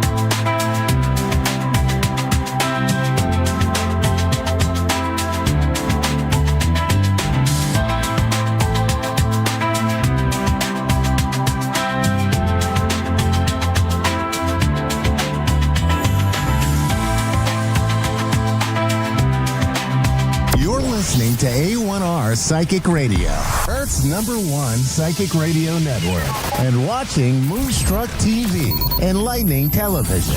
Welcome. Time for astrology and psychic readings with Lady D. Lady D. Live from LadyDSpsychicParties.com. Connect direct. In North America, dial 888-454-2751. In London, 20-3519-2158. In Sydney, dial 02-8488-3147. Or online, contact us through our Facebook page, facebook.com/psychic radio. Or one of our websites, askoneradio.com or moonstruck.tv. This is Astrology and Psychic Reading on A1R, the Ask One Radio Network. Hi everybody, welcome to Astrology and Psychic Readings with Lady D. I'm your host for the segment, Lady D. I hope you've had an amazing week ahead. So this week, what we got with the planets, we have a lot of transits or aspects with Mercury. So this week is going to be about communication. It's going to be a way that we think. It's going to, I feel like there's going to be a certain of mixed communications that are going to be coming up with this week. We do have on the 21st to the 23rd, we have Mercury, which is going to be in square to Jupiter. So that might be about some news, maybe some news is not as positive with that. We've also got Mercury is going to be in tri to Mars. So with that aspect, it may be that you're feeling quite patient and also quite confident. I feel like that you can sort of wait for things to happen with that aspect on that day. I feel like things it's not going to be as it seems, but it's giving you a sense of patience, I feel. We also have on the 25th, this is going to be one of the big things that happens this week, actually two big things happening this week. We've got Mercury, which is going to conjunct Saturn, so that's going to be in Pisces. We have a lot of Pisces energy coming up this week. We've got the Sun, Mercury, Saturn, the node, Neptune, all in Pisces. So with the Mercury conjunct Saturn, that can mean a bit of problems there with communication. It could be like people misunderstanding, not hearing you the right way. Your thoughts may not be as positive during that day either. Or not being able to deal with certain issues that are coming up, like with roadblocks and problems that are coming up in your life, and maybe not being able to really have a sense of navigating through that. And it might be a time to just sort of, pull back and just have a rest and deal with it at a later time. On the 27th, we do have a sextile happening with Mercury with Uranus. That's going to bring about some unexpected communication with that aspect, which can be quite positive as well. I feel like that there is a sense of like you're going to keep trying and not giving up too, but that can bring about some positive, unexpected communication with that transit. We've got Mars on the 24th. We're moving forward, moving direct after its retrograde. So that's going to be in the sign of Cancer. So Mars in Cancer, it's not very motivated, but at least Mars is moving forward and going to be starting to move direct. We've also got this week, we've got a Mars tri-Saturn, which is actually helping us through problems that are coming up. And then we have also Venus in sextile to Jupiter, which is giving us some luck with relationships and also money. We've also, I feel like this week, I just feel like there's going to be a sense of nervousness or a little bit of anxiety coming up. I feel like there's problems in sort of receiving communication, but also like hearing it, like both ways. I feel like things may not be going as well. I also feel like plans may not work out, so maybe have a plan B. And it could be a sense of feeling tired or a little bit low in energy as well. That's also coming out here. I also feel like it's going to feel like time is running out, like you haven't got enough time to get everything that you need to get done this week too. But just know when we've got all this energy in Pisces, there is a little bit of victim mentality going on. It's also a sense of finding out how to deal with the world's pressures, but also having a lot more empathy for people and a lot more caring energy coming out here and compassion for people. But it's also could be a sense of people thinking more about mental health could also be a thing, or couldn't be this week, might be a big spiritual week too with all the energy in Pisces as well. So it's very much a mutable, flexible week that's coming up. So let's go to the caller. So we have here Bill, who's in Garden City in Kansas. So hi, Bill. How are you? Good. How are you? I'm good. How can I help you today? I don't know. I was just scrolling through. I saw the reading thing. And okay. No worries. So, okay. So what would you like to know about Bill? I don't know. I know myself pretty well. I just I know there's I own a small business and I have some hurdles in front of me, and I feel like with you, Bill, that you need to be patient. I feel like it's like you need to be on top of everything and not let things slide. I also feel like there's deadlines of paperwork that needs to be filled out and handed in on time. I feel like sometimes that there's a delay with you, or there's somehow you're delaying things, or something else is delaying things. But I sense like delays. But you need to be on top of everything and do things at the right time. I feel like that you're a little bit laid back and just expecting things to sort of work out. But I really feel like there's going to be hard work that's going to be put into this business that you need to do. I also feel like there's more work with social media that also will need to be put out there. I see also a handshake, so it could be some sort of deal, whether it be a partnership or some sort of deal or with someone else to do with the business coming out. I feel like it could be in the sense of May or June that happens with you as well. I also feel like you might be needing a new car, or there could be some car issues coming up. I kind of feel like you might need a new car that's coming up. Might be getting like a second-hand car could be coming up for you too. And I just feel like you need to be on top of everything. Like you need to know what's going on when it is. Is it you and so this business that you've got, is it you and someone else that does it? Is there two people that's doing the business? Say that again. So we got business that you've got, this whole business. Is it you and someone else that's doing it? Are you working with someone else? Because I feel like there's two people with the business. No, it's just me. Is it just you? Just you? Mm-hmm. Okay. I feel like there's someone else here. I feel like someone's going to come along to give you a helping hand or help you to sort through the paperwork. I just feel like this is a female energy that's coming in. She's very organized. She's very much a go-getter. She knows what you have to do and what needs to be changed. But I do sense there's a female coming in to helping you out with that. What is the business that you're doing? I do security. So you're providing security for other people?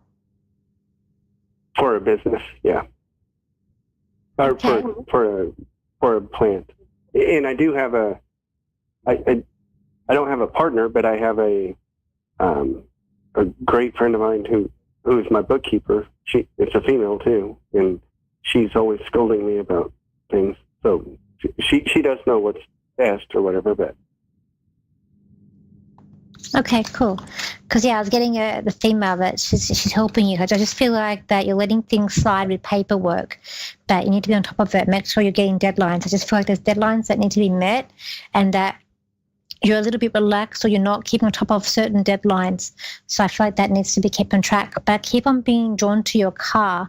So I feel like your car. I always see a car not being well. So to me, that means that the car might need repairing, or I kind of feel like you're going to need a new car, but I feel like the car you're going to get will be a second-hand car, not necessarily a brand new car. It could be a small car that you're going to have to get too, but yep. Yeah, on the vehicle side of it, I have a really nice truck that I use for work, and then I have a collector's edition 50th anniversary Camaro that's in tip-top shape that I use for leisure. Like my vehicles are in tip-top shape. They're great. Okay, but when it gets to around June, there could be something about the car not being something going on with the car. I just see a car that's unwell. I see a door coming off the car. So to me, it's the car that might need fixing or repairing or more maintenance. But I also get like there could be a sense of getting a new second-hand car could be coming in as well. It might be to do with your work, but I just feel like that there's something with the car that's coming in here.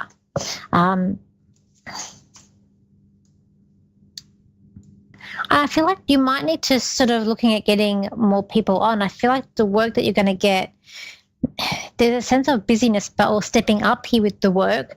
But I feel like people, like the security or whatever you're providing, it might be more in demand, and it might be like you can't do it by yourself. Because I feel like there's going to be like a lack of sleep that's also coming up too with this with you.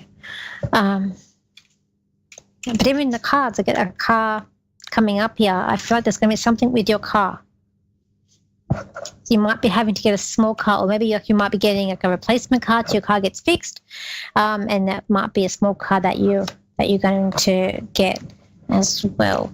So get here relationships with you as well. I feel like you need to be more social. I feel like maybe you don't have time for it, but I do have a sense of relationships may be improving for you in terms of love, but it's like you need to get out there. And it's like when you get like a small window, it's going to come up here to be more social, to hang out with friends. And I feel like take the opportunity, because there could be a chance of finding love or connecting with people that you need to connect with as well coming up here too this year. I also feel like September, there's a big change for you in September. It's like you're sort of turning around, like you're looking at something. There's something about September that I feel like it's a big change for you, and this is going to be in all aspects of your life. I also see plane travel for you as well. I do feel like it's going to be domestic, so I'm not getting international. It's more like domestic travel for you within your country. This may be going to like Vegas. I just feel like that there's travel, but it's fun. This is something that's like fun, partying. Could be like I sense something like Vegas. I'm sensing with that too. So do you have any questions, Bill?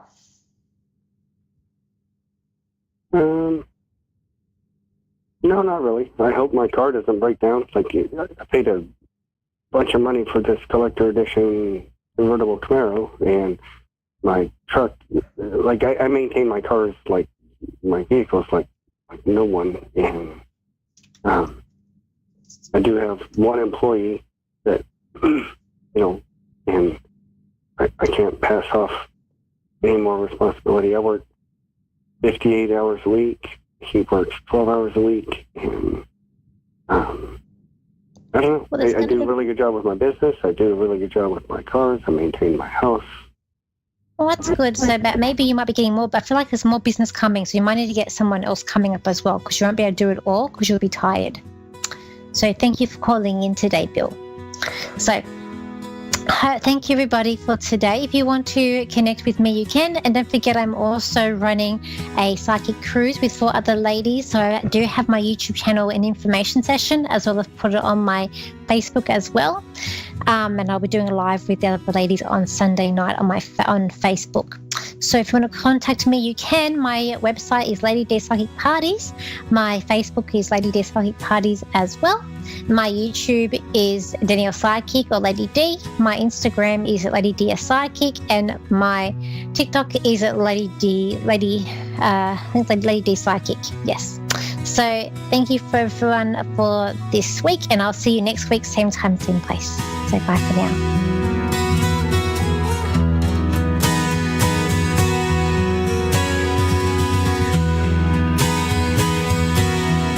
Moonstruck. And now back to A1R on the air, Psychic Talk Radio, now on Moonstruck TV, enlightening television.